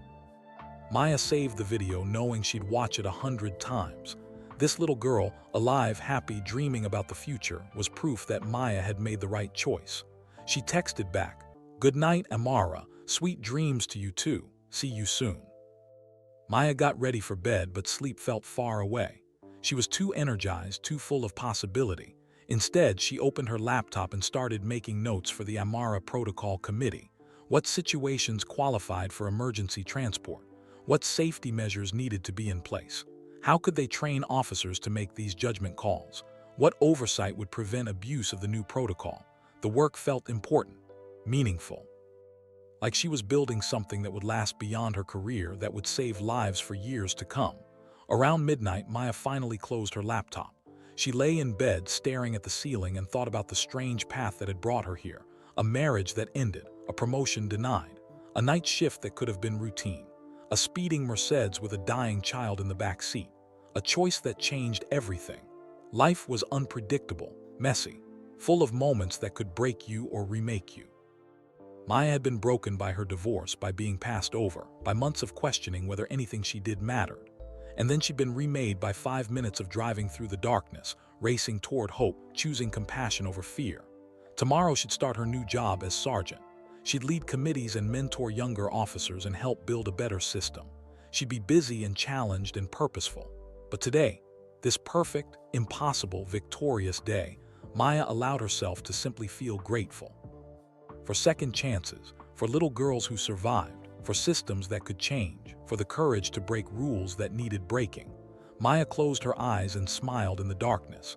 She'd saved a life, and in doing so, she'd saved herself. 3 days after the hearing, Maya reported for her first day as Sergeant Chen. The station felt different now, or maybe she felt different. Officers who used to barely acknowledge her now stopped to congratulate her. Even the veteran cops who'd been skeptical gave her respectful nods. Captain Morrison called her into his office first thing. "Sergeant Chen, sit down." He gestured to a chair across from his desk. His expression was unreadable, which Maya had learned usually meant he was about to say something difficult. "Sir." Morrison leaned back in his chair, studying her. "I owe you an apology." Maya blinked. In 12 years, she'd never heard those words from Morrison. "When I suspended you, I was thinking about liability, about protocol, about covering the department's ass. I wasn't thinking about the fact that a child was alive because of you." He paused. "I was the kind of officer who would have made you wait for that ambulance. I would have followed the rules and let that little girl die." "Sir, you couldn't have known." "Yes, I could have. That's the point. I've been so focused on procedure that I forgot why we have procedures in the first place, to protect people. When the procedures stop protecting people and start endangering them, they need to change." Morrison pulled out a file folder. "This is your new assignment. You'll be heading up the Emergency Response Reform Committee. You'll work with community leaders, medical professionals, and officers from every division to create comprehensive new protocols." Maya took the folder, feeling its weight. This was real responsibility, real power to make change. "You'll also be mentoring 3 junior officers who specifically requested to work with you. They want to learn from your approach to policing." Morrison almost smiled. "Seems you've become something of a legend around here." "I just did what anyone should have done." "No, you did what most people are too afraid to do. You trusted your judgment over the rulebook. That takes courage." Morrison stood, extended his hand. "I'm glad to have you on my command staff, Sergeant. Now get out there and make us better." Maya's first week as sergeant was a whirlwind. She met with her committee, Dr. Williams, 2 paramedics, a lawyer from the city attorney's office, and 4 other officers including James Rodriguez. They began drafting the Amara protocol, debating every detail. "What if an officer misuses this authority?" asked the lawyer, a cautious woman named Rebecca Torres. "What if someone claims emergency transport when it's not really an emergency?" "Then we investigate and hold them accountable," Maya said. "But we can't let fear of abuse prevent us from giving officers the tools to save lives. We need clear guidelines about what constitutes a legitimate emergency, and we need training so officers can make good judgments." Dr. Williams added, "From a medical perspective, the criteria should be immediate threat to life, time-sensitive condition where minutes matter, and unavailability of faster medical transport. Those 3 conditions together justify emergency transport by police." They worked through lunch, through coffee breaks, building something new. Maya felt energized in a way she hadn't felt in years. This was policing with purpose. On Thursday afternoon, Maya's phone rang. David Thompson. "Sergeant Chen, sorry, I keep forgetting the promotion. Maya, would you like to come to dinner at our place tomorrow night? Amara's been asking about you nonstop. She wants to show you her room and her horse pictures and basically everything in her life." Maya smiled. "I'd love that. What time?" 6 o'clock. "And please bring your daughter if she'd like to come. Amara would love to meet her." Maya called Zoe immediately. "Want to have dinner with the family I told you about, the little girl I helped. The one who almost died." "Yes, absolutely. Mom, this is so cool." Friday evening, Maya and Zoe drove to the Thompsons' apartment in a modest neighborhood on the east side of Brighton. It was a small place in a building that had seen better days, but David had made it a home. Flowers in window boxes, a welcome mat, a child's bike chained to the railing. Amara threw open the door before they could knock, practically vibrating with excitement. "Officer Maya, you came, and you brought someone." "This is my daughter, Zoe," Maya said. "Hi, Amara," Zoe said warmly. "I've heard so much about you. Did you hear about how I almost died, but Officer Maya saved me?" "I did. That must have been really scary." Amara considered this. "I don't remember the scary parts, just waking up in the hospital and Daddy crying because he was happy." She grabbed Zoe's hand. "Want to see my room? I have 47 horse pictures." "I would love to see them." The 2 girls disappeared down the hallway, leaving Maya with David. He looked better than he had at the hospital, less haunted, more rested. But she could still see the shadows in his eyes, the knowledge of how close he'd come to losing everything. "Thank you for coming," David said, ushering Maya inside. "Amara talks about you constantly. Officer Maya this, Officer Maya that. You've become her new hero, displacing even Lewis Hamilton." Maya laughed. I'm honored, but Lewis is pretty hard to top. You saved his daughter's life. To her, that trumps Formula One championships. David led Maya to the kitchen, where something delicious was simmering on the stove. I hope you like spaghetti. It's Amara's favorite, and she insisted we make it for you. Spaghetti is perfect. They cooked together, David finishing the sauce while Maya helped set the table. The apartment was small but filled with love.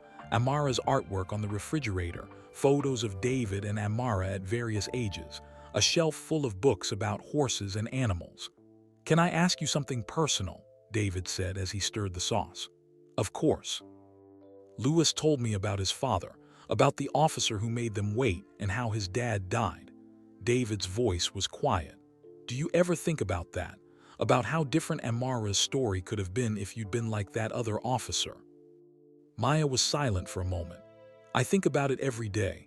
I think about how close we came. How if I'd followed my training, if I'd done what I was supposed to do, Amara would have died, and you would have lost everything." "Does that scare you?"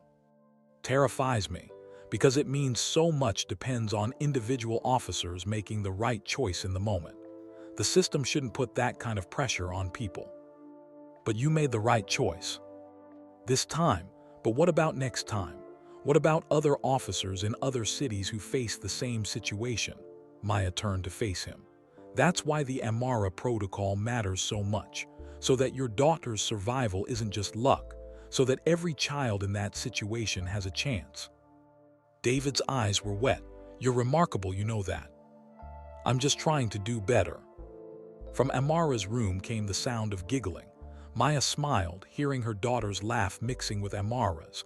It had been a long time since she'd heard Zoe sound so carefree. "How's Zoe handling everything?"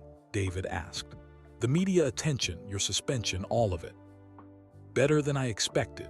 She said it taught her something about knowing which rules to follow and which ones to break." Maya paused. "Her father and I are divorced. It's been hard on her. But I think seeing me stand up for what's right, seeing that there are consequences but also that doing the right thing matters, I think that's been good for her. She seems like a great kid." "She is. She's teaching me as much as I'm teaching her these days." They called the girls for dinner. Amara insisted on sitting next to Maya, and Zoe sat across from them next to David. The table was crowded in the small kitchen, but it felt cozy, warm. Amara said grace, a simple, heartfelt prayer thanking God for food, family, and Officer Maya who saved my life and is the best person ever. During dinner, Amara peppered Maya with questions about being a police officer. What was the coolest case she'd ever solved? Had she ever caught a bank robber? Did she have a police dog? Could Maya teach her how to drive with sirens? Zoe jumped in with her own stories. "My mom once talked a man off a bridge. She stood there for 3 hours just talking to him until he agreed to come down safely." Amara's eyes went wide. "Really?" Maya felt her cheeks warm. It was part of the job. "See," Amara looked at her father triumphantly. "I told you she's a superhero." "I'm not a superhero, sweetheart. I'm just a person who tries to help when I can." "That's what superheroes are," Amara said with the absolute certainty of an 8-year-old. "People who help when they can." After dinner, Amara gave Maya the full tour of her room. Horse posters covered every wall. A bookshelf overflowed with books about animals. A collection of plastic horses was arranged on a shelf in what Amara explained was order of importance. "This one is Buttercup," Amara said, holding up a brown horse figurine. "Like the real horse I rode. Uncle Lewis says when I'm older he's going to buy me riding lessons. Real ones, not just that one time." "That's wonderful," Maya said. "And when I'm a veterinarian, I'm going to take care of horses for free for people who can't afford it. Daddy says that's called pro bono." She struggled with the pronunciation. "So everyone can have horses, not just rich people." Maya knelt down to Amara's level. "That's a beautiful dream. Don't let anyone tell you it's impossible." "I won't, because you taught me that sometimes you have to break the rules to do what's right. So if the rule is only rich people get horses, I'm going to break that rule." Amara threw her arms around Maya's neck. "Thank you for saving me so I can grow up and break rules like you." Maya hugged her back. this precious child who had changed her life as much as she'd changed Amara's. Thank you for being so brave. In the living room, David and Zoe were looking at photo albums. Zoe was laughing at a picture of baby Amara covered in spaghetti sauce. She's still messy, David said with affection. Some things never change. Maya joined them, looking at the photos. Amara's first steps, first birthday, first day of school. A life documented in pictures, a childhood that almost ended but didn't. These are beautiful, Maya said. David turned to a page with a photo of Amara and her mother, a beautiful woman with Amara's same curls and smile. This was taken 2 weeks before Jen died. She was sick by then, but she insisted on taking Amara to the park, said she wanted one more perfect day together. I'm so sorry for your loss. Thank you, it's been hard raising Amara alone, but she's worth every struggle. David looked toward Amara's room, where they could hear her showing Zoe her horse collection. When I almost lost her last week, all I could think was, Jen trusted me to keep our daughter safe, and I failed. You didn't fail, Maya said firmly. You got her help as fast as you could. You did everything right. So did you. And because of that, I get to keep being her dad. I get to see her grow up, graduate, maybe become that veterinarian she dreams about. David's voice broke. I'll never be able to repay you for that gift. Watching her live her life is payment enough. As the evening wound down, Amara made Maya and Zoe promise to come back soon. Next time we can watch a movie, and I'll make popcorn. Well, Daddy will make popcorn because I'm not allowed to use the stove yet, but I'll help. In the car on the way home, Zoe was quiet for a while. Then she said, Mom, Amara's really cool. She is. And David is doing such a good job raising her alone. It made me think about how hard it must be for you, raising me alone after Dad left. Maya glanced at her daughter. You make it easy, sweetie. You're the best thing in my life.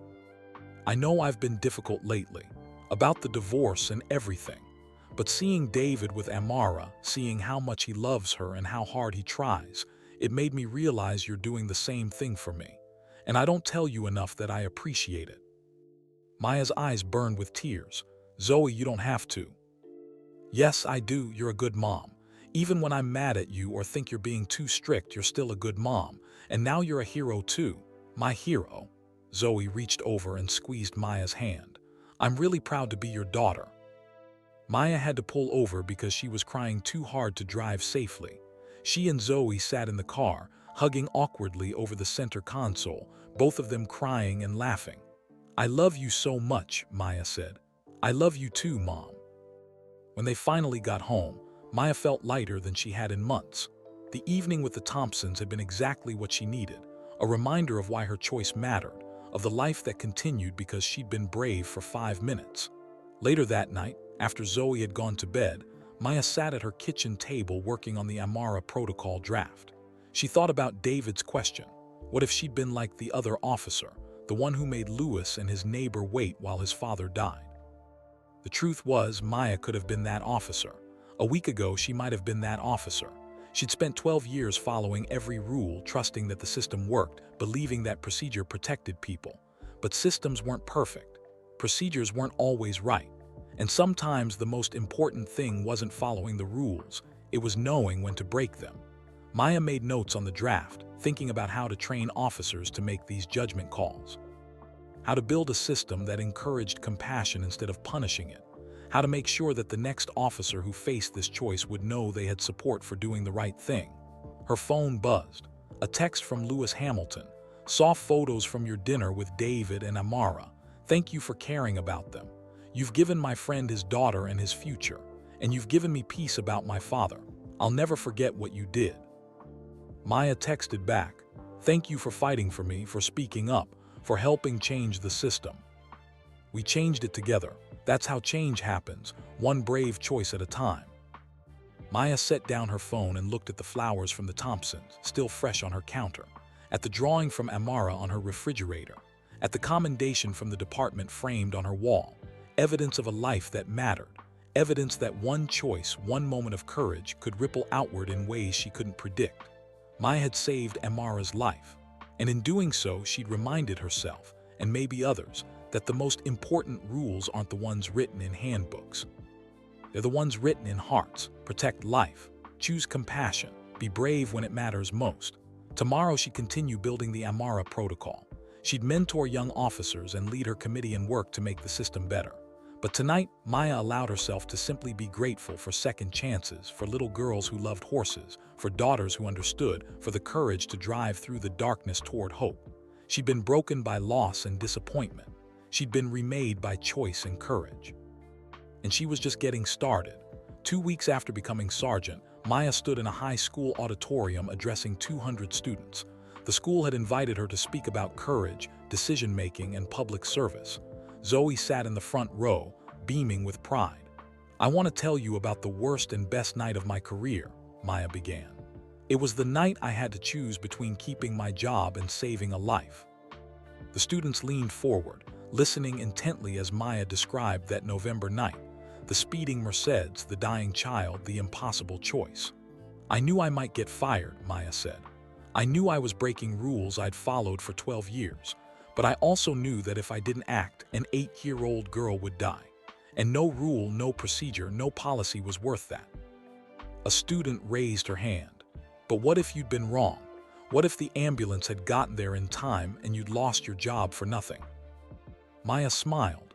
"That's the thing about making hard choices. You rarely have perfect information. You have to act on what you know in the moment. I knew that child was dying. I knew the hospital was close. I knew I could drive safely despite the speed. So I trusted my judgment and accepted the consequences." Another student, "Were you scared?" "Terrified, but not of losing my job. I was scared that even driving as fast as I could, we wouldn't make it in time. That's the fear that mattered, not what would happen to me, but what would happen to her." After the presentation, students lined up to talk to Maya. Several wanted to know about becoming police officers. Others shared their own stories of facing difficult choices. One girl, maybe 16, waited until everyone else had left. "Sergeant Chen, I just wanted to say thank you. My little brother has severe allergies too. Knowing that there are officers like you who would help him if something happened, it makes me feel safer." Maya hugged her. "If your brother ever needs help, I promise someone will be there. That's what the Amara Protocol is for." In the car afterward, Zoe was unusually quiet. "What's on your mind, sweetie?" Maya asked. "I was just thinking about how different things are now. 2 months ago, you were so sad all the time after Dad left. You worked all those extra shifts to avoid being home. And now you're speaking at schools and changing department policies and you seem happy." Maya reached over and squeezed Zoe's hand. "I am happy, not because of the promotion or the attention, but because I finally feel like I'm doing what I'm meant to do. Saving people. Helping people. There's a difference. I can't save everyone, but I can create systems that help officers make good choices. I can mentor younger cops. I can show people that compassion belongs in law enforcement." Zoe smiled.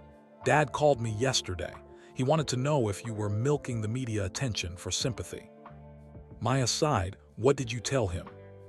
"I told him Mom doesn't need sympathy because she's too busy being awesome. Then I hung up on him." Maya laughed despite herself. "Zoe, you didn't." "I did. I'm done listening to him criticize you. He left us. He doesn't get an opinion anymore." They drove in comfortable silence for a moment. Then Zoe said, "Can I tell you something I haven't told anyone?" "Always. I want to be a police officer, like you. I used to think about being a lawyer or a doctor, but after seeing what you did, how you helped Amara, how you're changing things, I want to do that too." Maya's heart swelled. "That's a wonderful goal, sweetie, but you should do it because you want to, not because of me." "I want to because of you. You showed me that police work isn't just about enforcing rules. It's about protecting people and making communities better. That's what I want my life to be about." Maya pulled into a parking lot and turned to face her daughter. "If you decide to become an officer, I'll support you completely, but I want you to know it's hard. You'll face impossible choices. You'll see terrible things. You'll work long hours for not enough pay. And sometimes, even when you do everything right, things will go wrong. I know, but you also get to save lives. You get to make a difference, and that's worth the hard parts." "It is," Maya agreed. Just promise me you'll think about it. You're only 15. You have time to explore lots of options. I promise, but Mom, I'm pretty sure about this one. The following Monday, Maya's committee presented the final draft of the Amara Protocol to Chief Martinez and the City Council. Maya stood at the podium in City Hall, flanked by Dr. Williams, James Rodriguez, and 3 other committee members. The Amara Protocol establishes clear criteria for emergency transport by police officers, Maya explained. An officer can provide transport when 3 conditions are met: immediate threat to life, time-sensitive medical emergency, and no faster medical transport available. The protocol includes required safety measures, mandatory reporting, and regular review to prevent abuse. Councilwoman Sarah Mitchell spoke up. Sergeant Chen, some citizens are concerned this gives police too much discretion. How do we ensure officers don't misuse this authority? Oversight and training, Maya said. Every emergency transport must be reported within 24 hours with detailed justification. The Medical Review Board examines each case quarterly, and officers receive extensive training on assessment, decision-making, and safe emergency driving. What about liability? Asked Councilman Robert Torres. If an officer crashes while providing emergency transport, who's responsible? The city attorney, Rebecca Torres, answered. The protocol includes specific liability protections for officers acting in good faith during legitimate emergencies. It's similar to Good Samaritan laws. We want to encourage life-saving actions, not create fear of lawsuits. The council debated for 90 minutes. Maya answered questions patiently, backed up by medical testimony from Dr. Williams and operational input from James. Finally, Chief Martinez called for a vote, all in favor of implementing the Amara Protocol citywide. 7 hands went up, opposed. 2 hands. The motion passes. The Amara Protocol is now official policy for the Brighton Police Department.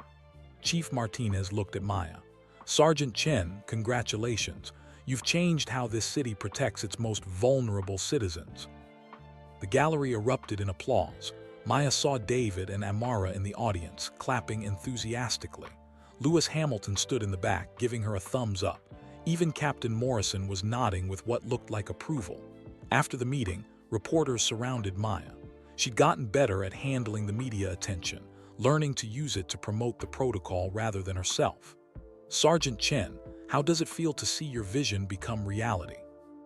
It's not my vision, Maya said firmly. It's a community effort. Doctors, paramedics, officers, citizens, everyone came together to create something that will save lives. That's how change happens. Will other cities adopt similar protocols? We've already had inquiries from departments in 6 states. We're sharing our work freely because this isn't about Brighton getting credit. It's about saving children's lives everywhere. Later that afternoon, Maya returned to the station to find her desk covered in cards and flowers. Notes from fellow officers, grateful citizens, and people who'd been inspired by her story. One card was from a police officer in Seattle. Thank you for showing us a better way. Our department is reviewing your protocol. You've given us permission to be compassionate.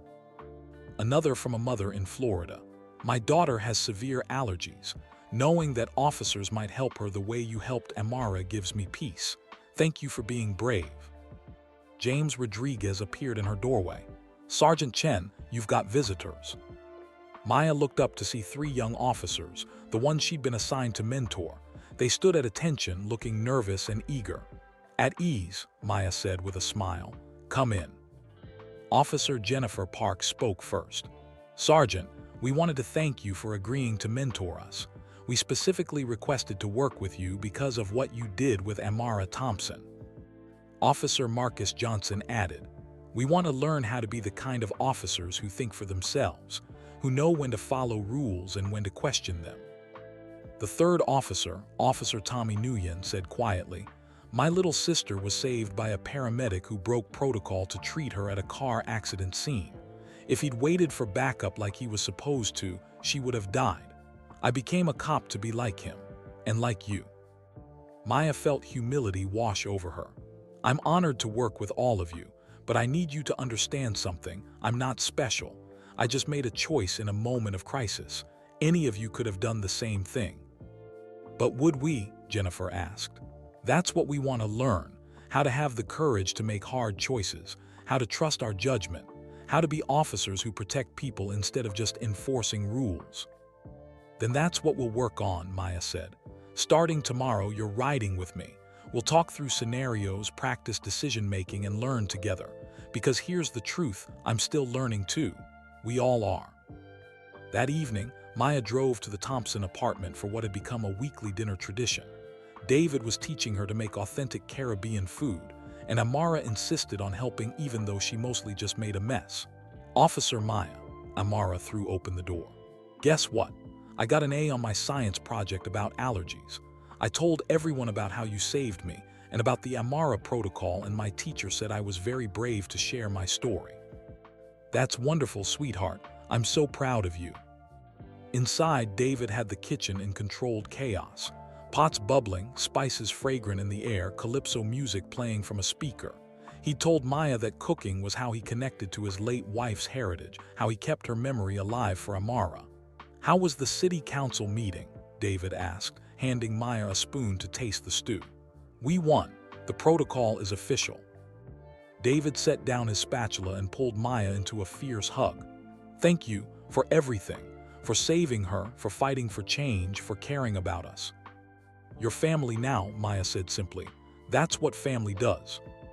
During dinner, Amara announced that she decided on her future career path. I'm going to be a police officer and a veterinarian. I'll take care of sick animals and save people's lives, like Officer Maya but with horses. David laughed. That's a lot of school, baby girl. I don't care. Officer Maya says you should never let anyone tell you your dreams are impossible, so I'm going to do both. After Amara went to bed, David and Maya sat on his small balcony, drinking tea and watching the city lights. Can I ask you something? David said. What changed for you that night?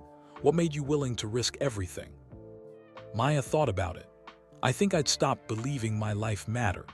After my divorce, after being passed over for promotion, I felt invisible, like I could follow every rule perfectly and it wouldn't make a difference. And then I saw Amara in that back seat dying, and I realized that in that moment I was the only thing standing between her and death. My choice mattered more than anything else. I mattered. Maya paused. Does that make sense? Perfect sense. You found your purpose. I found my way back to it. I became a cop to help people. Somewhere along the way, I'd forgotten that. I'd gotten so focused on following rules that I'd lost sight of why the rules existed in the first place. David nodded. Amara reminds me of that too. When Jen died, I was so angry at the world, so focused on just surviving each day. And then I'd look at Amara and remember, I'm not just surviving. I'm raising this amazing little person. That's my purpose. They sat in comfortable silence, two people who'd found each other through crisis and become something like family. Maya's phone buzzed. A text from Lewis Hamilton. Congratulations on the protocol passing. You're changing the world one brave choice at a time. Proud to know you. She texted back, we're changing it together. Thank you for everything. Driving home later, Maya thought about how much her life had transformed in just 3 weeks. From a bitter, divorced, passed-over officer eating protein bars alone in her patrol car to Sergeant Chen, mentor, reformer, person who mattered. All because of 5 minutes of driving through darkness. All because she'd chosen life over rules. All because she'd been brave when it counted most. Maya pulled into her apartment parking lot and sat for a moment, looking at the stars. She thought about Amara sleeping peacefully, about David feeling safe raising his daughter, about Lewis finding peace about his father's death. She thought about 3 young officers who wanted to learn from her, about schools inviting her to speak, about other cities adopting her protocol. One choice, one moment, one little girl, and everything had changed. Maya got out of her car and walked toward her apartment, where Zoe was waiting up to hear about the city council vote. Tomorrow she'd mentor her new officers. Next week she'd speak at another school. Next month she'd testify before the state legislature about expanding the protocol statewide. The work was just beginning, but Maya was ready. She'd found her purpose again, and she was just getting started. 6 months had passed since that November night. Spring had arrived in Brighton, bringing warm sunshine and cherry blossoms that lined the streets Maya now patrolled as a sergeant. She stood in the community center gymnasium, watching her 3 mentees run through a training scenario. They'd grown so much, confident, thoughtful, ready to graduate from her program. "Freeze the scenario," Maya called out. Officer Jennifer Park stopped mid-action, staying in character. "Jennifer, you just encountered a man having a diabetic emergency. Walk me through your decision tree." "Check for medical alert bracelet, confirmed diabetic. Call for ambulance, dispatch says 12-minute ETA. Patient is semi-conscious, likely needs immediate glucose. Hospital is 4 minutes away." Jennifer looked at Maya. "Under the AMARA protocol, this qualifies for emergency transport. Time-sensitive medical emergency, immediate threat to life, faster transport available via police vehicle." "Good. What safety measures?" "Secure the patient properly. Use lights and sirens. Radio ahead to hospital. Document everything within 24 hours." Maya nodded, pleased. "You pass. Congratulations, Officer Park. You're ready for solo patrol." After the training session, Maya's phone rang. An unknown number with a Los Angeles area code. "This is Sergeant Chen." "Sergeant Chen, my name is Director Patricia Michaels from the National Police Foundation. We're hosting a conference on police reform in Washington, D.C. next month, and we'd like you to be our keynote speaker." Maya's heart skipped. "I'm honored, but I'm sure there are more qualified." "You created the AMARA protocol, which has now been adopted by 47 police departments across the country. You've saved countless lives by changing how officers respond to emergencies. We can't think of anyone more qualified." Maya sat down hard on a bench. 47 departments. "And growing. Your work is transforming American policing. We'd like you to share your experience with chiefs and captains from every state. Will you come?" Maya thought about it for only a moment. "Yes, I'll be there." That evening, Maya met Lewis Hamilton for coffee at their usual spot, a quiet cafe near the hospital where Amara had been treated. Lewis was in town for a few days between races, and they'd maintained their unlikely friendship over the months. "Washington, D.C., Lewis said, impressed. "That's massive, Maya. You're becoming a national figure." "I'm just a sergeant from Brighton who made a choice." "You're the person who proved that compassion and law enforcement can coexist. Don't minimize that." Lewis stirred his coffee thoughtfully. "I have something to tell you, something I haven't told anyone except David." Maya waited. "Remember when I told you about my father, about the officer who made us wait while he died?" "Of course." Lewis pulled out his phone and showed Maya a news article from 20 years ago. "I found him, the officer. His name was Thomas Patterson, no relation to our neighbor Mr. Patterson, ironically. He's retired now, living in Manchester." Maya studied the photo. A young officer, maybe 25 in the picture, looking serious and professional. "I've been trying to decide whether to contact him," Lewis said quietly. "Part of me wants to tell him what his choice cost me, what it cost my family. But another part of me understands that he was just following his training. He probably thought he was doing the right thing." "What are you going to do?" "I don't know. That's why I wanted to talk to you. You've been on both sides of this now, the officer who breaks protocol and the person affected by an officer's choice. What would you do?" Maya was quiet for a long moment. "I think I'd contact him, not to blame him but to tell him how his choice affected you, and to tell him about Amara, about how a different officer made a different choice. Maybe it would help him understand. Maybe it would bring you both peace." Lewis nodded slowly. "Will you come with me if I do this?" "You want me there?" "You're the bridge between his choice and mine, between the past and the future. I think he needs to meet you as much as I need you there for support." 2 weeks later, Maya and Lewis drove to Manchester together. They found Thomas Patterson in a small house with a well-tended garden. He was in his late 40s now, gray at the temples, wearing reading glasses. When he opened the door and saw Lewis Hamilton on his doorstep, his face went pale. "Mr. Patterson," Lewis said, "my name is—" "I know who you are," Thomas said quietly. "I've known since you became famous. I've watched every race, read every interview. and I've waited for this day, wondering when you'd find me." Lewis blinked, surprised. "You knew." "Come in, please." Thomas's living room was modest but comfortable. On the mantel, Maya noticed several photographs, but they weren't family photos. They were newspaper clippings about Lewis's racing career, articles about the Amara Protocol, and in the center, a faded photo of a young black man, Lewis's father. "I kept this picture," Thomas said, following Lewis's gaze. "It was in the newspaper obituary. I cut it out and I've looked at it every single day for 20 years. Lewis sat down slowly. "Why?" "Because I killed him," Thomas's voice broke. "Not with my hands, but with my choices. I was 23 years old, fresh out of the academy, terrified of making mistakes. When I pulled over that car with your father in it, I saw a medical emergency. But I also saw protocol. Wait for the ambulance. Don't transport civilians. Follow the rules." Tears streamed down Thomas's face. "I stood there and watched your father die because I was too afraid to break the rules, and I've lived with that guilt every day since." Maya spoke for the first time. "Mr. Patterson, I'm Sergeant Maya Chen. I'm the officer who transported Amara Thompson." "I know," Thomas said. "I've followed your story too. You did what I should have done. You chose life over rules. You were brave where I was a coward." Lewis's expression was complicated, anger, sympathy, understanding all mixed together. "Did you ever face consequences for letting my father die?" "No, I followed protocol perfectly. The department reviewed the case and found I'd done everything by the book. That was almost worse, being told I did the right thing when I knew I'd done something terrible." Thomas wiped his eyes. "I left the force 6 months later, couldn't stand wearing the uniform.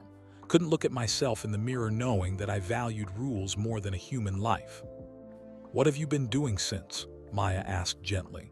"I became a paramedic, spent the last 18 years in emergency medicine, trying to save enough lives to make up for the one I failed to save. It's never enough, but I keep trying." Lewis was quiet for a long time. Then he said, "I came here angry, ready to confront you to make you understand what you took from me, but now I don't know what to feel." "Feel angry," Thomas said. "You have every right. I took your father from you. I took away your chance to say goodbye. I made a choice that destroyed your family. That anger is valid. But you've been punishing yourself for 20 years. You've dedicated your life to making amends. How can I add to that?" Thomas met Lewis's eyes. "Because I need to hear it. I need you to tell me how much it hurt, how much I cost you. I've imagined it for 2 decades, but I need to know the truth." Lewis took a shaky breath. "My father was my hero. He worked 2 jobs to support us. He never missed my races, even when he was exhausted. The last thing he said to me was, 'Be brave, son.' And then he died while I held his hand and a police officer stood there doing nothing." "I'm so sorry," Thomas whispered. "I couldn't be brave after that. I was angry and broken. I won my first championship and all I could think was that my dad wasn't there to see it. Every success felt empty because he wasn't there to celebrate with me." Lewis's voice strengthened. "But the worst part, I became terrified of police. Every time I saw a uniform, I remembered that officer who valued rules over my father's life. It poisoned my relationship with law enforcement for years." Maya added quietly, "Until the night I pulled him over, until I made a different choice." Thomas looked at her. "You saved that little girl, and from what I've read, you've saved countless others by changing the protocols. You've done what I was too afraid to do." "I almost didn't," Maya admitted. "I was seconds away from following procedure from being you. But I thought about my daughter, about what I would want if she was dying, and I chose differently." "Thank you," Thomas said to both of them. "Thank you for showing me that it's possible, that officers can be brave enough to choose life." Lewis stood, walked to the mantel and picked up the photo of his father. "Can I have this?" "Of course, I should have sent it to you years ago. I didn't know how." Lewis held the photo carefully. "Mr. Patterson, I can't forgive you. Not yet, maybe not ever, but I can tell you this. The fact that you've spent 20 years trying to make amends, that you've saved lives as a paramedic, that you've carried this guilt, it means something. It won't bring my father back, but it means you're not the same person who let him die." "I'm not. I learned too late, but I learned. And because of you, I learned something too. I learned what kind of officer I never wanted to encounter again. When I met Maya and she made the choice to save Amara, I knew immediately she was different from you. She was brave where you were fearful, and that made all the difference. Maya stood beside Lewis. Mr. Patterson, the Amara Protocol exists partly because of you, because your choice showed us what happens when officers are too afraid to act. We built a system that encourages bravery instead of punishing it. You inadvertently helped create the change we needed. Thomas managed a small, sad smile. Then maybe your father's death wasn't completely meaningless, Lewis. Maybe it led to something that will save other fathers, other children. It did, Lewis said, but I still wish he was here. So do I, Thomas said, every single day. They talked for another hour. Thomas shared what he remembered about that night, his fear, his training, his terrible choice. Lewis shared memories of his father, the grief he'd carried, the anger that had driven him. Maya talked about her own journey from rigid rule follower to someone who understood that compassion sometimes required breaking bad rules. When they finally left, Thomas stood on his porch watching them go. "Do you think you'll talk to him again?" Maya asked as they drove away. Lewis stared out the window. "Maybe, not soon, but maybe someday. He's not the monster I built up in my head. He's just a person who made a terrible mistake and has been trying to atone for it ever since." "That's very mature of you." "I'm not ready to forgive him, but I can acknowledge that he's different now, that he's tried to change." Lewis turned to Maya. "You know what's strange? Meeting him made me more grateful for you, because you could have been him. You could have followed the rules and let Amara die, but you didn't. Because you told me about your father, because I understood what the stakes were." "No, Maya, you would have made the same choice even if I hadn't told you. You're brave in a way that Thomas wasn't. You trusted yourself." They drove in silence for a while. Then Lewis said, "He kept my father's photo for 20 years. That broke something in me. All that guilt he carried, all those lives he tried to save to make up for one he failed to save. It's tragic. But also hopeful," Maya said. "He changed. He became better. That's all any of us can do, learn from our mistakes and try to be better." "You didn't make his mistake, though." "Not his mistake, but I've made others. I spent 12 years being too rigid, too focused on rules. I was becoming the kind of officer who might have let Amara die. Meeting you, making that choice, it changed my trajectory before it was too late." Lewis smiled. "So we saved each other." "I think we did." When they got back to Brighton, Lewis prepared to leave for his next race. But before he left, he gave Maya the photo Thomas had kept. "I want you to have this," Lewis said. "Keep it at your office. Let it remind you and your officers what's at stake when you make these choices. This man died because an officer chose rules over life. Let his memory help you train others to choose differently." Maya took the photo carefully. "Are you sure?" "I'm sure.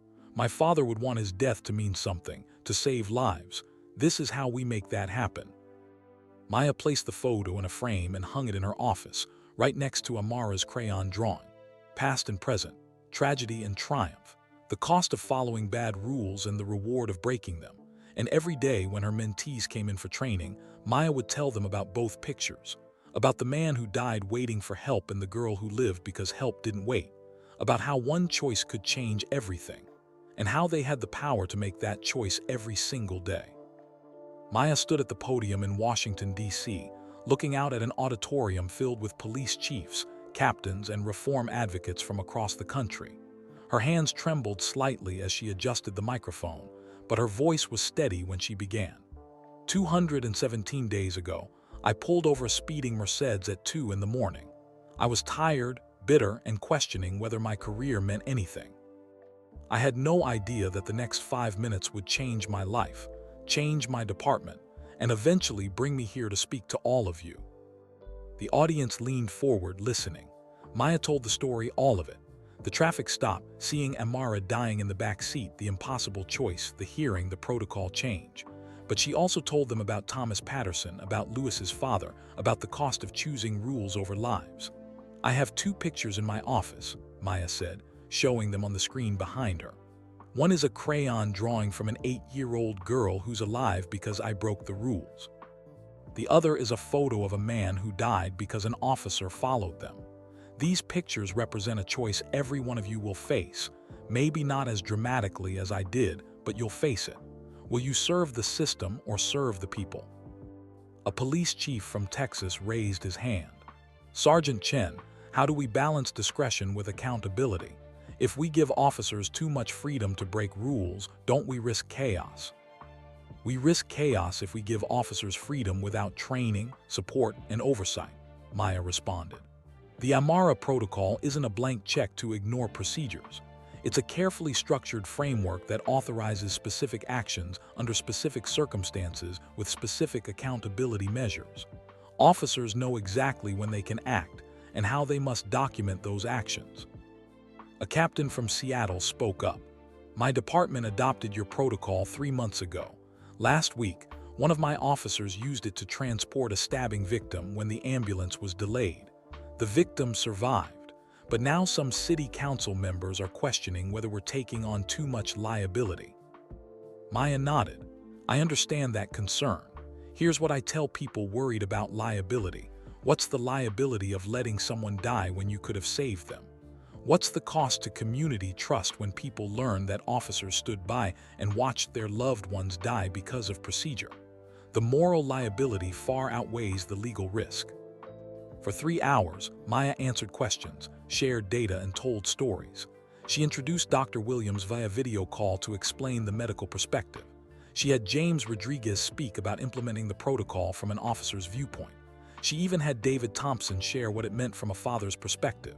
But the most powerful moment came when Maya showed a video message from Amara, now 9 years old. Hi, police people.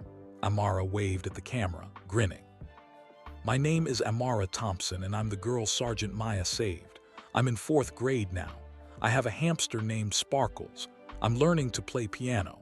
And I'm alive because Sergeant Maya was brave. If you use the Amara protocol in your city, you might save someone like me. Thank you for caring about kids like me. When the video ended, there wasn't a dry eye in the auditorium. After the conference, Maya was approached by dozens of chiefs wanting to implement the protocol in their cities. She exchanged contact information, promised to share resources, and felt the weight of what she'd started. A woman in her 50s approached, wearing a captain's uniform from the Boston Police Department. Her name tag read Captain Rebecca Foster. Sergeant Chen, I need to tell you something. 15 years ago, I was the officer at a scene where a child died of an asthma attack while we waited for an ambulance. I followed protocol perfectly. The review board cleared me, but that child haunts me every single day. Maya took her hand. I'm so sorry. I became a captain partly to change the system from within, but I didn't know how until I read about your protocol. I've implemented it in my district and we've already saved 3 lives. 3 children who would have died if we'd followed the old rules. Tears streamed down Rebecca's face. You've given me a way to honor the child I failed to save. Thank you. Maya hugged her, this stranger who carried the same burden as Thomas Patterson, who'd spent 15 years trying to atone. You're honoring that child now, Maya whispered. That's what matters. The next morning, Maya flew home to Brighton. Zoe picked her up from the airport, bouncing with excitement. Mom, your speech is all over social media. There's a video with 3 million views. You're famous. Maya groaned. I don't want to be famous, I just want to help people. Well, you're doing both. Zoe showed her phone. The video of Amara's message had gone viral, with thousands of comments from parents, officers, and people sharing their own stories of medical emergencies. One comment stood out. I'm a police officer in Detroit. Last night, I used the Amara protocol to transport a man having a heart attack. He's alive today because of Sergeant Chen's courage. Thank you for teaching us to be brave. Maya read it twice, feeling the weight of responsibility and pride mixing together. At home, Maya found a package waiting on her doorstep. Inside was a handwritten letter and a small wooden box. The letter was from Thomas Patterson. Dear Sergeant Chen, thank you for bringing Lewis to see me. That conversation was the hardest and most important of my life. I needed to face what I'd done, to hear Lewis's pain, to understand the full cost of my failure. I'm writing to tell you that I've started a foundation in memory of Lewis's father, the Anthony Hamilton Emergency Response Fund. It provides training for first responders on rapid assessment and emergency transport. I'm donating all my savings to start it, and I'm dedicating the rest of my life to teaching paramedics and officers to make the choice I didn't make. I can't undo the past, but maybe I can help prevent future tragedies. The box contains something I want you to have. It belonged to Anthony Hamilton. Lewis's father gave it to the neighbor, Mr. Patterson, the night he tried to save him. Mr. Patterson gave it to me years later, saying I needed to remember what my choice cost. Now I'm giving it to you to remember what your choice saved. With deep respect, Thomas Patterson. Maya opened the wooden box with trembling hands. Inside was a St. Christopher medal, the patron saint of travelers, on a silver chain. It was tarnished with age but beautiful. She called Lewis immediately. Maya, how was DC? Lewis, I got something from Thomas Patterson. Your father's St. Christopher medal. Did you know about this? There was a long pause. My father wore that every day. I thought it was lost when he died. Thomas has had it all this time. He's starting a foundation in your father's name. Emergency response training for first responders. He's giving everything to it, his money, his time, the rest of his life. Lewis's voice was thick with emotion. He's really trying to change. He is, and he wants you to have this back. No, Lewis said firmly. Keep it, wear it. Let it remind you why the work you're doing matters. My father would want that. Maya held the medal, feeling the weight of history and hope it carried. A man had died wearing this, waiting for help that came too late. Now it would remind Maya and everyone she trained why they had to choose differently. She put the chain around her neck. The medal rested against her heart, a talisman of purpose. That evening, Maya had dinner with the Thompsons. It was Amara's birthday, her 9th, and she'd insisted that Maya and Zoe be there for the celebration. The small apartment was decorated with streamers and balloons shaped like horses. Amara wore a sparkly crown and couldn't stop grinning. I got a real riding lesson for my birthday, Amara announced. Uncle Lewis arranged it. I'm going to a stable next weekend and I get to ride for a whole hour. That's wonderful, sweetheart, Maya said. David brought out the cake chocolate with pink frosting and 9 candles. As they sang happy birthday, Maya watched Amara's face glowing in the candlelight and thought about the alternate reality where this child never made it to 9, where this birthday never happened, where David grieved alone instead of celebrating with his daughter. But that wasn't their reality. This was laughter and cake and a little girl making wishes and blowing out candles. After Amara opened her presents, books about horses, a veterinary play set, a new stuffed animal, she pulled Maya aside. Can I tell you a secret? Amara whispered. Of course. I wrote you a letter for school. We had to write about our hero. I wrote about you. Amara handed Maya a folded piece of paper. Maya opened it carefully. My hero by Amara Thompson. My hero is Sergeant Maya Chen. She saved my life when I was 8 years old and couldn't breathe. She drove really fast to get me to the hospital even though she could get in trouble. She chose to help me instead of following the rules because she knew saving my life was more important. Sergeant Maya teaches other police officers to be brave like her. She created the Amara Protocol, which is named after me. That means when other kids are sick, police officers can help them too. My hero isn't just brave, she's kind. She comes to dinner at our house and she's friends with my dad and she listens when I talk about horses. She makes me feel special. When I grow up, I want to be like Sergeant Maya. I want to help people and be brave and make the world better. That's what heroes do. Maya couldn't see the paper anymore through her tears. She pulled Amara into a tight hug. You're going to be an amazing hero someday, Maya whispered. You already are. Really? Really? You're brave and kind and you care about people. Those are the most important things. Later, after the party wound down and Zoe was helping clean up, David found Maya on the small balcony. She adores you, David said. You know that, right? The feeling is mutual. No, I mean really adores you. She talks about you constantly. Asks when you're coming to dinner, what you're doing, whether you've saved any more lives. You've become like a second parent to her. Maya looked at David, seeing something new in his expression, something warm and hopeful and slightly nervous. Maya, I wanted to ask you something. It's probably too soon and maybe I'm misreading things, but David took a breath. Would you want to have dinner with me sometime? Just us, not the kids, like a date. Maya's heart skipped. She hadn't thought about dating since Derek left. Hadn't imagined herself ready for that kind of connection again. But looking at David, this good man who'd raised his daughter alone, who'd survived tragedy, who'd welcomed Maya into his family, she felt something she hadn't felt in a long time. Hope. I'd like that, Maya said softly. I'd really like that. David's smile was brighter than the city lights behind him. Yeah.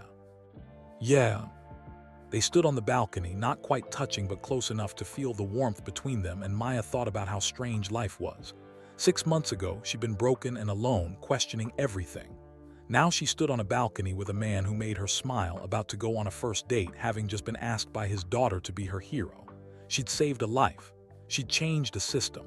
She'd found purpose. And maybe, just maybe, she was finding love again too. Inside, Amara's laughter rang out as Zoe showed her something on her phone. 2 girls, 7 years apart in age, bonding over cake and joy and the simple pleasure of being alive. Maya touched the St. Christopher medal at her neck and sent up a silent thank you to Anthony Hamilton, the man she'd never met but whose death had taught her the most important lesson of her career. Life was precious. Rules were meant to protect it. And when they didn't, brave people had to change them. Maya was one of those brave people now, and she was just getting started.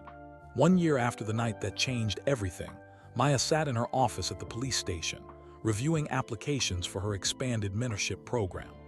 The Amara Protocol had grown beyond her wildest expectations, adopted by police departments in 43 states, featured in training academies nationwide, and credited with saving over 200 lives in its first year. The St. Christopher medal still hung around her neck, tucked beneath her uniform. She touched it absently as she read through the applications from officers wanting to learn her approach to compassionate policing. A knock on her door interrupted her thoughts. Captain Morrison stood in the doorway, holding an envelope. "This came for you," he said. "Special delivery from the governor's office." Maya took the envelope, her heart racing. She'd heard rumors about some kind of state commendation, but nothing confirmed. Morrison smiled, something he did more often now. "Open it. I already know what it says." Maya opened the envelope and pulled out an official letter on the governor's letterhead. "Dear Sergeant Chen, it is my honor to inform you that you have been selected as this year's recipient of the Governor's Medal of Valor, the highest civilian honor our state can bestow. Your actions on November 28th and your subsequent work to reform emergency response protocols have saved lives and transformed policing across our state and beyond. The ceremony will be held at the state capitol on May 15th. We hope you and your family can attend." Maya's hands shook. The Governor's Medal of Valor. She'd seen the list of past recipients: firefighters who'd run into burning buildings, civilians who'd stopped armed criminals, rescue workers who'd saved people from floods. Heroes. "I'm not a hero," Maya said quietly. "I just drove a car." Morrison sat down across from her. "Chen, when are you going to accept that what you did was extraordinary? You didn't just save one child. You changed how thousands of officers across the country approach their jobs. You've created a legacy." "I had help. Dr. Williams, Lewis Hamilton, David, all the committee members who you organized, inspired, and led. Take the credit, Sergeant. You've earned it." After Morrison left, Maya called Zoe to tell her the news. "Mom, that's incredible. Can I come to the ceremony?" "Of course, I wouldn't want anyone else there." Maya paused. "Well, maybe a few people. David and Amara should be there, and Lewis if he's available, James Rodriguez, Dr. Williams. So basically everyone who helped make this happen. That's perfect, Mom. You should be surrounded by your people." Your people? Maya liked the sound of that. A year ago, she'd felt isolated and alone. Now she had a community, people who believed in her, supported her, fought alongside her for change. That evening, Maya had her weekly date night with David. They'd been seeing each other for 4 months now, taking things slowly, building something real. They went to a small Italian restaurant they'd discovered together, sharing pasta and wine and conversation that flowed easily. "The Governor's Medal," David said, raising his glass. "To the woman who saved my daughter and changed the world." "I didn't change the world, just a few policies." "Maya," David set down his glass and took her hand. "Do you know what Amara told me yesterday? She said when she grows up, She wants to change things like you do. She wants to make systems better so people don't have to suffer. That's because of you. You've inspired a 9-year-old to think about justice and compassion and making a difference. Maya felt tears prickling her eyes. She inspires me just as much. I know, that's one of the things I love about you. The word hung in the air between them. Love. David's eyes widened slightly like he hadn't meant to say it out loud yet. I mean, he started. I love you too, Maya said softly. I wasn't sure I'd ever feel this way again after Derek, but you and Amara, you've shown me what family can be, what love should be. David came around the table and kissed her, gentle and sure. When they pulled apart, he was smiling. I've wanted to say that for weeks, he admitted. Why didn't you? I was afraid it was too soon, that you weren't ready. Maya thought about the year behind her, the fear and risk, the growth and change, the walls she'd torn down and the bridges she'd built. I'm ready, she said, for all of it. The following week, Maya received an unexpected visitor at the station. A young woman, maybe 25, wearing a paramedic uniform. Sergeant Chen, my name is Emily Patterson. Maya stood, recognition dawning. Thomas Patterson's daughter. Yes, my dad told me about meeting you and Lewis Hamilton, about your protocol and the work you're doing. Emily twisted her hands nervously. I wanted to meet you, to thank you. Thank me for what? For giving my father a purpose again. He's been so consumed with guilt my whole life. When I was growing up, I knew something haunted him, but he wouldn't talk about it. After he left the police force, he became a paramedic, but he was never happy, always carrying this weight. Emily sat down and Maya joined her. Meeting Lewis, starting the foundation, it's like my dad finally found a way to live with what happened. He's different now, lighter. He smiles again. And it's because you showed him that change is possible, that mistakes can lead to something good. I'm glad he's found peace. There's something else. Emily pulled out a folder. Dad's foundation has raised enough money to offer full scholarships to 10 paramedic students per year. We're calling them the Anthony Hamilton Scholars. They'll be trained specifically in emergency response and the kind of rapid decision-making that saves lives. Maya's throat tightened. That's beautiful. And I want to be one of the instructors. Dad's teaching me everything he knows about emergency medicine. I want to train the next generation of first responders to make the choices he didn't make, to be brave like you were. Emily, you don't have to. Yes, I do. My father's mistake cost a good man his life and a boy his father. I can't change that, but I can help make sure it doesn't happen again. That's how we honor Anthony Hamilton, by saving the lives he would have wanted saved. After Emily left, Maya sat at her desk thinking about ripples. One choice on a November night had created ripples that kept spreading. The Amara Protocol, Thomas's foundation, Emily's commitment to training, hundreds of lives saved across the country. How far would the ripples go? How many lives would be touched by that one moment of choosing compassion over protocol? Her phone buzzed. A text from Lewis, landing in Brighton tomorrow for Amara's writing competition. Dinner after. Maya smiled and texted back, absolutely, can't wait to see you. Lewis had become a regular visitor to Brighton, coming whenever his racing schedule allowed. He bought Amara a proper riding helmet and boots, funded her lessons, and showed up to every competition to cheer her on. The bond between them had deepened, godfather and goddaughter, survivor and the child who lived when his father died. The next day, Maya, David, Zoe, and Lewis stood at the rail of a small riding arena, watching Amara compete in her first jumping event. She wore a black riding jacket and helmet, sitting tall on a chestnut mare named Penny.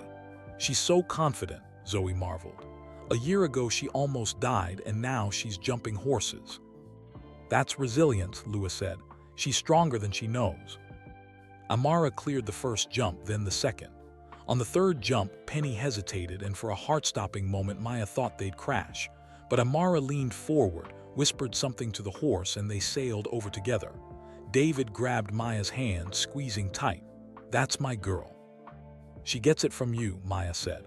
The strength, the determination, the courage to keep going even when things are hard. Amara finished her round to enthusiastic applause. She didn't win, took 4th place out of 12 riders, but she beamed like she'd won Olympic gold. "Did you see?" she called, running over to them still in her riding gear. "Penny and I did all 6 jumps. I didn't fall once." Lewis scooped her up in a hug, spinning her around. "You were magnificent, a natural horsewoman." "I was scared on jump 3. Penny was scared too. But I remembered what you told me, Uncle Lewis, feel the fear and do it anyway." "That's right, that's how champions are made." Later at dinner, Amara couldn't stop talking about the competition, about Penny, about her dreams of eventually competing at higher levels. "My teacher says I have real talent," Amara said between bites of pizza. "She says if I keep practicing, I could qualify for the junior championships next year." "Then we'll make sure you can practice," Lewis said. "Whatever you need, lessons, equipment, travel to competitions, I'll cover it." "Uncle Lewis, you don't have to." "Yes, I do. You're my family, Amara, and family supports each other's dreams." Zoe, who'd been quieter than usual, spoke up. "Amara, can I ask you something? Do you ever think about that night, when you almost died?" David tensed, but Amara answered thoughtfully. "Sometimes. Mostly I just remember feeling really sick and scared, and then waking up in the hospital with Daddy crying and Uncle Lewis there, and finding out Officer Maya saved me." "Are you scared it might happen again?" Zoe pressed. "The allergic reaction." "A little. I'm super careful about what I eat now, and I always have my EpiPens. Daddy makes sure I have like 5 of them everywhere. But I can't live being scared all the time. Officer Maya taught me that." Maya looked up surprised. "I taught you that?" "Yeah, you were probably scared when you drove really fast to save me, but you did it anyway. You showed me that being brave doesn't mean not being scared. It means doing the right thing even when you are scared." Out of the mouths of children, Maya thought. This 9-year-old understood courage better than most adults. On the drive home, Zoe was unusually pensive. "What's on your mind, sweetheart?" Maya asked. "I've been thinking about my future, about what I want to do." "Still interested in law enforcement?" "More than ever, but I want to do what you do, change systems from the inside, make things better for people." Zoe paused.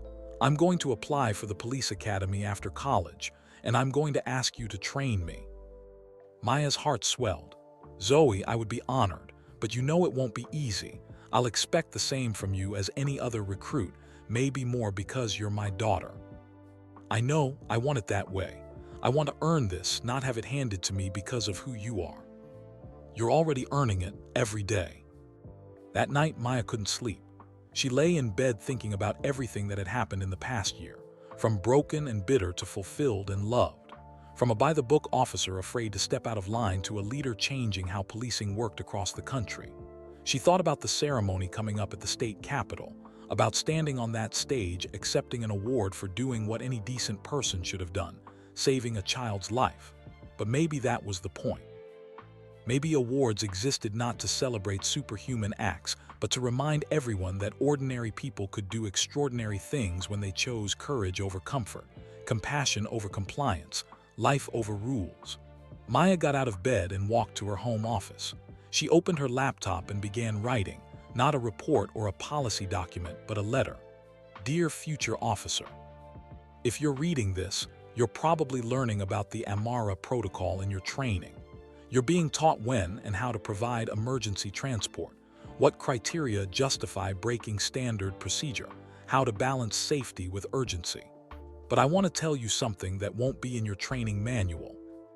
Hardest part isn't driving fast or making quick decisions. The hardest part is trusting yourself enough to act when everything in your training tells you to wait, to defer, to follow the rules. A year ago, I pulled over a speeding car and found a dying child in the back seat. I had a choice: follow procedure and wait for an ambulance, or break the rules and drive her to the hospital myself. Every bit of my training said wait, but my conscience said act. I chose to act, and that choice changed my life. You'll face your own version of this choice someday. Maybe not as dramatic, maybe not life or death, but you'll face moments where you have to decide, do I follow the rules or do I do what's right? My advice: know the rules well enough to break them wisely. Follow procedure until procedure fails to protect people. And when you're faced with an impossible choice, ask yourself, what would I want if it was my child, my parent, my loved one in crisis? Then act accordingly. You have the power to save lives. Use it.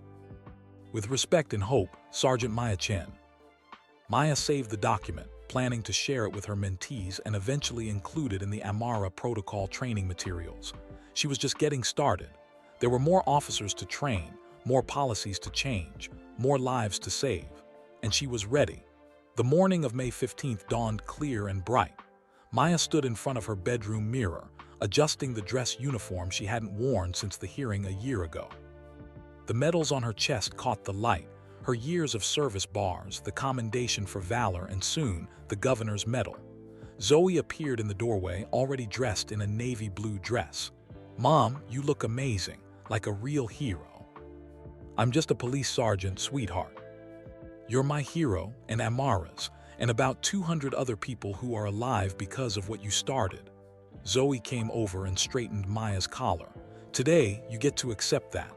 No more downplaying it." Maya smiled, remembering when Zoe had been angry and distant after the divorce. Now they were closer than ever, partners in this new life they'd built. The drive to the state capitol took 2 hours. David and Amara followed in their car, with Lewis meeting them there. James Rodriguez came too, along with Dr. Williams and 3 of Maya's mentees. The Capitol building was magnificent, white columns and marble steps leading to massive bronze doors. Inside, the rotunda soared overhead, painted with historical scenes of the state's founding. A staff member guided Maya's group to a reception room where other award recipients were gathering. A firefighter who'd saved a family from a burning apartment. A teacher who'd shielded students during a school shooting. A doctor who'd performed emergency surgery during a natural disaster. Real heroes, Maya thought. People who'd risked their lives without hesitation. Governor Patricia Walsh entered the room, greeting each recipient personally. When she reached Maya, she took both her hands. "Sergeant Chen, I've been looking forward to meeting you. What you've accomplished this past year, it's transformative. You've shown us that reform doesn't have to come from the top down.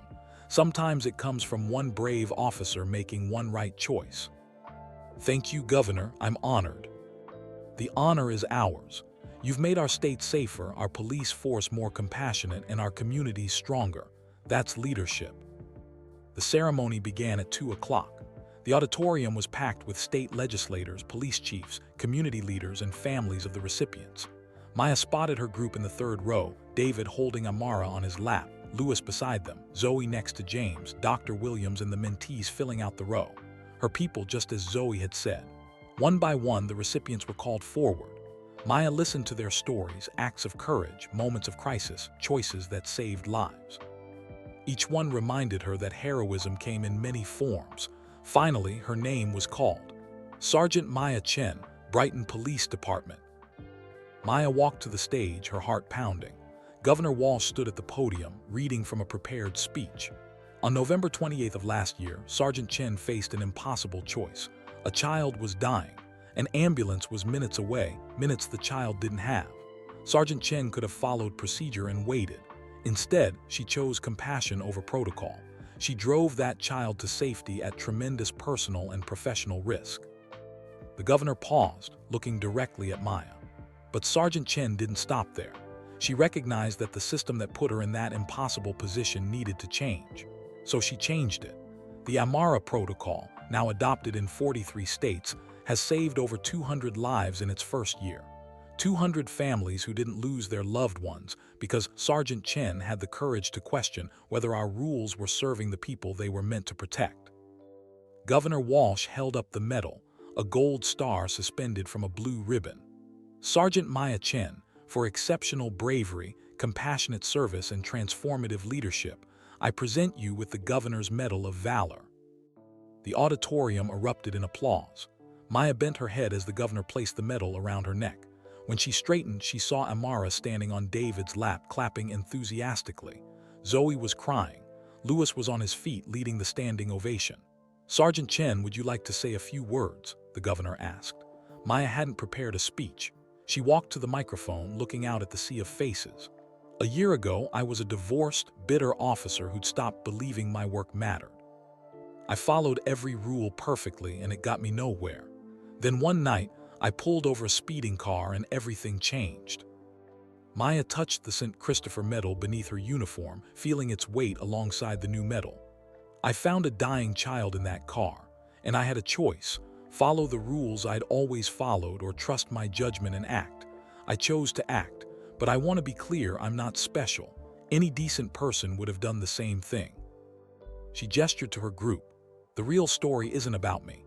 It's about the people who supported that choice and helped turn one moment into lasting change. Dr. Sarah Williams, who testified about the medical necessity of rapid response. Officer James Rodriguez, who stood by me when I was suspended. Lewis Hamilton, who fought for me in the media and shared his own tragic story. And David and Amara Thompson, who remind me every day why the work matters. Maya's voice strengthened. But most importantly, this medal represents a promise that will keep changing systems that fail people, a promise that will train officers to use their judgment, not just follow orders, a promise that when someone's life hangs in the balance, will choose compassion over bureaucracy every single time. She looked directly at the police chiefs in the audience. To every law enforcement leader here, I challenge you to examine your procedures. Are they protecting people, or are they protecting departments from liability? Because if it's the latter, they need to change. Our job is to serve the community, not serve the system. The applause was deafening. Maya returned to her seat, overwhelmed by the response. After the ceremony, there was a reception in the Capitol Gardens. Maya was surrounded by well-wishers, but she kept gravitating back to her group, her family, she realized. Blood and chosen, they were all family now. Amara tugged on Maya's hand. "Can I see your medal?" Maya knelt down and let Amara examine it. "It's so pretty and heavy." "It is heavy, but you know what? Every time I wear it, I'll think of you, of how brave you were that night and how brave you are every day." "I wasn't brave. I was scared and I couldn't breathe and everything was scary." "That's what makes you brave, sweetheart. Courage isn't the absence of fear. It's moving forward despite the fear. You did that then, and you do it every time you compete in riding, every time you try something new, every time you trust that the world is safe even though you know it can be scary." Amara hugged her tight. "I want to be like you when I grow up." "You're already like me. You're better than me. You're going to change the world, Amara Thompson." David came over, putting his hand on Maya's shoulder. "Can I steal you for a minute?" They walked to a quieter corner of the garden, away from the crowd. David seemed nervous, which was unusual for him. "Maya, this past year has been incredible. Watching you achieve all this, being part of your life, seeing how much you care about Amara, it's shown me what love should look like." Maya's heart started racing. David reached into his pocket and pulled out a small box. "I know it's only been a few months since we started dating. I know this might seem fast, but when you know, you know. And I know that I want to spend the rest of my life with you. I want to build a family together, you, me, Zoe, and Amara. I want to wake up every day knowing I get to support your dreams and share your victories and be there for the challenges." He opened the box, revealing a simple but beautiful diamond ring. "Maya Chen, will you marry me?" Maya couldn't breathe. A year ago, she'd been so broken by her divorce, so certain she'd never trust love again. And now here was David, offering her everything she didn't know she wanted. "Yes," she whispered. "Yes, absolutely yes." David slipped the ring on her finger and kissed her, both of them crying and laughing. When they pulled apart, they realized they had an audience. Zoe and Amara had followed them, along with Lewis and the others. "You're getting married," Amara shrieked. "Does that mean Officer Maya will be my mom too?" David looked at Maya, checking if that was okay. She nodded through her tears. "If that's okay with you," David said to his daughter. "Yes." Amara ran to Maya, wrapping her arms around her waist. "I get a mom. A real mom who saves people and is brave and loves horses almost as much as me." Zoe joined the hug. "And I get a little sister who's obsessed with horses and keeps trying to convince me to take riding lessons." Lewis wiped his eyes, not even trying to hide his emotion. "This is the happy ending my father never got. The family that survived and grew stronger. This is everything." The celebration continued into the evening. Maya's hand kept drifting to the ring on her finger, still hardly believing it was real. She was engaged. She was getting married. She was going to be Amara's stepmother and David's wife and part of a real, whole family again. As the sun set over the Capitol Gardens, Maya stood with David, watching Zoe and Amara chase fireflies in the grass. Lewis was talking with James and Dr. Williams, probably sharing stories about the protocol's impact. "Are you happy?" David asked quietly. Maya thought about the question. A year ago, happiness had seemed impossible. She'd been surviving, not living, going through motions, not feeling purpose. Now she had everything: meaningful work, love, family, and the knowledge that her life mattered. "I'm more than happy," Maya said. "I'm fulfilled. I'm exactly where I'm supposed to be, doing exactly what I'm meant to do with exactly the right people." "Good, because I plan to spend the rest of my life keeping you this happy." They stood together in the fading light, two people who'd found each other through tragedy and built something beautiful from it. Maya touched the two medals around her neck, the governor's medal she'd earned today and the St. Christopher medal that reminded her why she'd earned it. Protection for travelers, guidance for those on difficult journeys. She'd been on quite a journey this past year, from broken to whole, from rule follower to change maker, from alone to surrounded by family, and the journey wasn't over. There were more officers to train, more policies to reform, more lives to save. There was a wedding to plan, a family to blend, a future to build.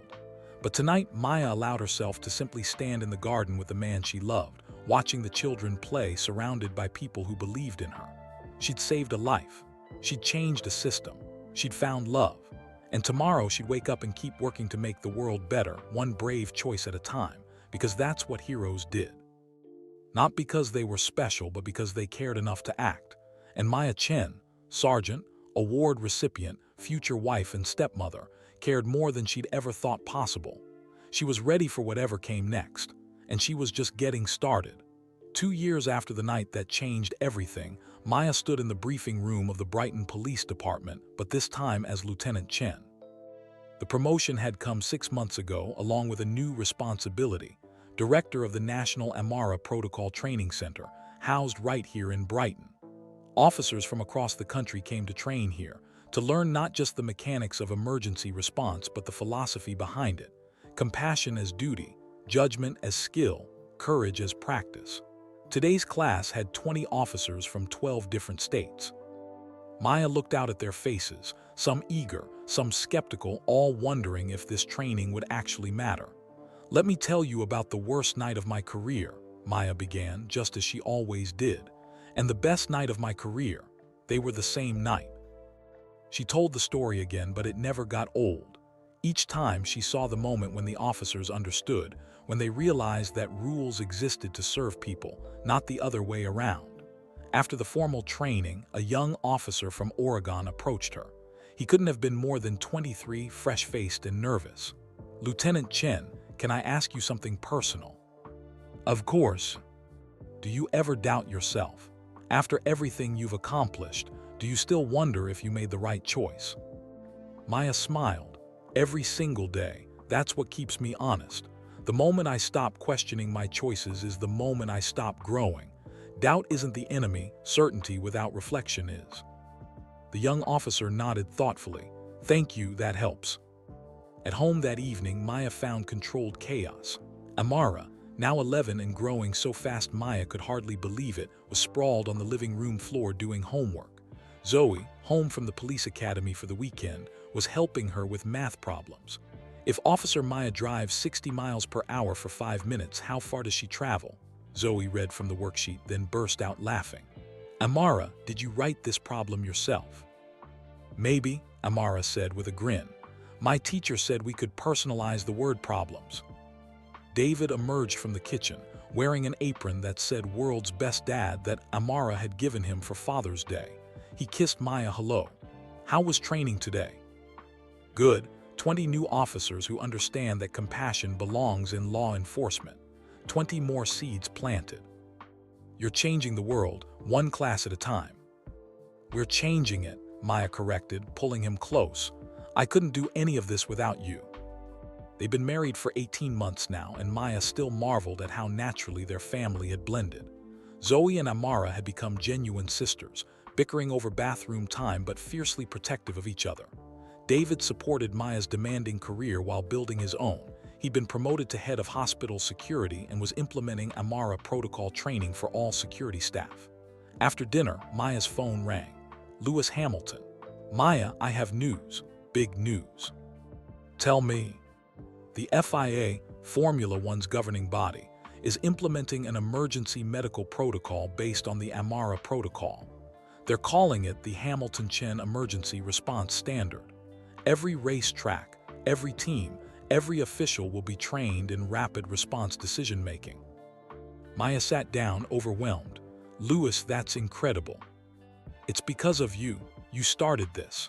Now it's saving lives not just in Brighton or America, but everywhere Formula One races. Globally. Your impact is global, Maya. After they hung up, Maya sat quietly processing. From one traffic stop to international racing policy. How had this happened? Mom, Zoe sat beside her. You okay? Just thinking about how strange life is. 2 years ago, I thought my career was over. I thought I'd lost everything that mattered. And now? Now you found everything that actually matters, Zoe finished. Real family, real purpose, real impact. When did you get so wise? I learned from the best. Zoe paused. Mom, I need to tell you something. I got my first assignment after graduation. They're sending me to the Emergency Response Division. Maya's eyes filled with tears. Zoe, that's perfect. I requested it. I want to do what you do, help officers make brave choices, carry on the work. Zoe took her mother's hand. I want to honor what you started, what AMARA's survival made possible, what all of us built together. Later that night, after everyone had gone to bed, Maya stood in her home office looking at the wall she dedicated to the journey. AMARA's original crayon drawing, now framed and faded. The photo of Anthony Hamilton that Thomas Patterson had given her. Newspaper clippings about the protocol's adoption across the country. Letters from families whose loved ones had been saved. A photo from her wedding day, David, Zoe, and AMARA all surrounding her, everyone laughing. And in the center, a new addition. A photo taken just last month at AMARA's riding competition. AMARA had won first place, and in the photo she stood on the podium holding her trophy, Lewis on one side and Maya on the other, all three of them beaming. A girl who'd almost died was now thriving, winning competitions, dreaming big dreams, loving life with the fierce joy of someone who knew how precious it was. Maya's phone buzzed. A text from Thomas Patterson. Thought you'd want to know. The Anthony Hamilton Emergency Response Fund just graduated its 50th scholar.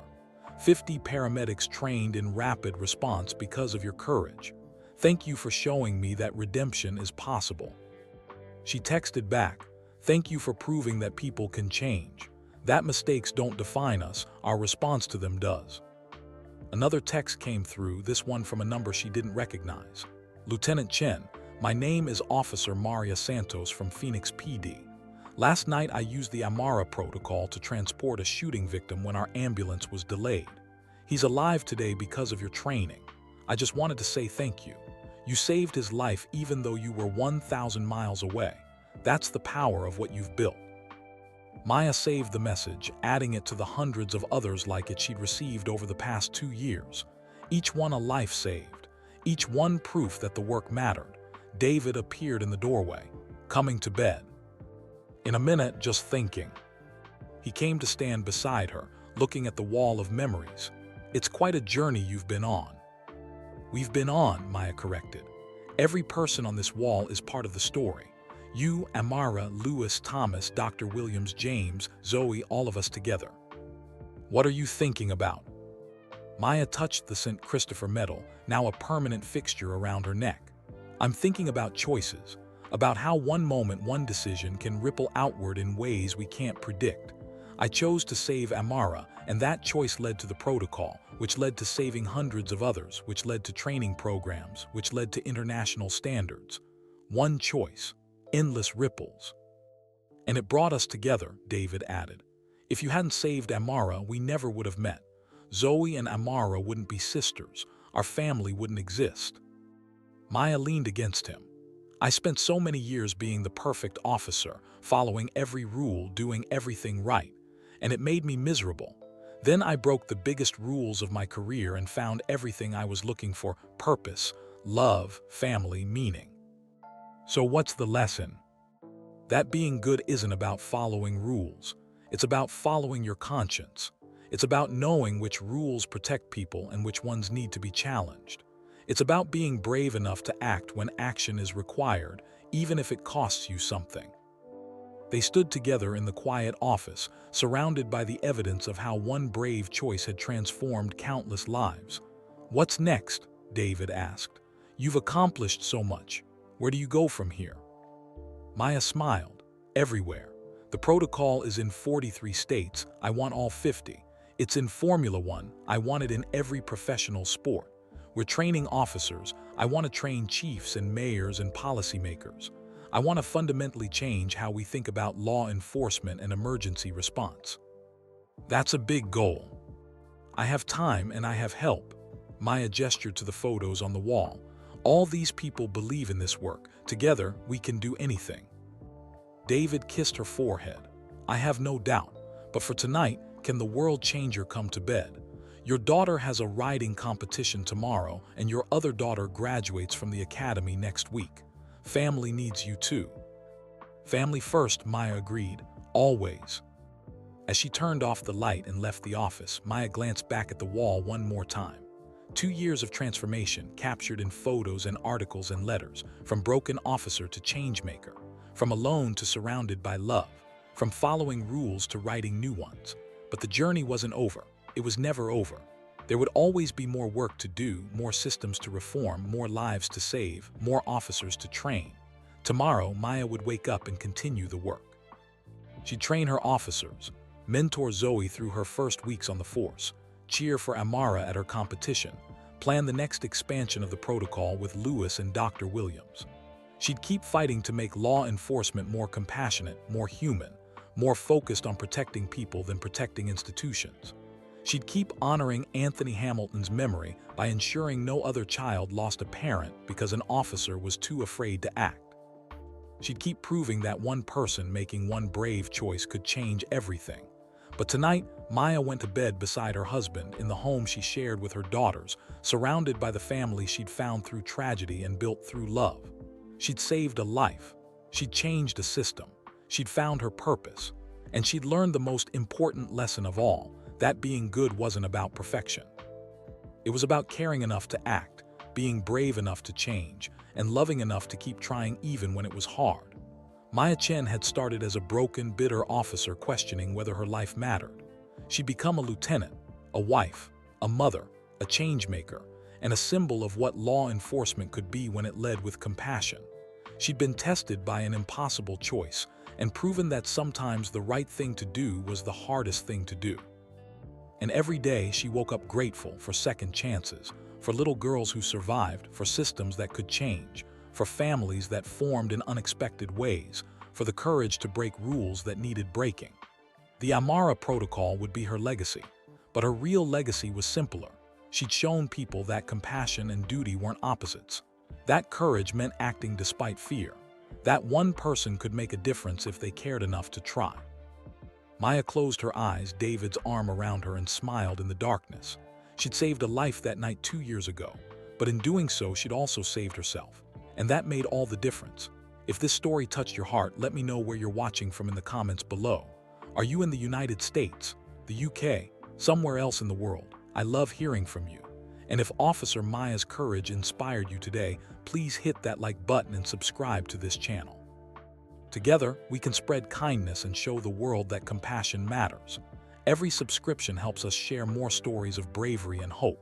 Before you go, click on the video appearing on your screen right now.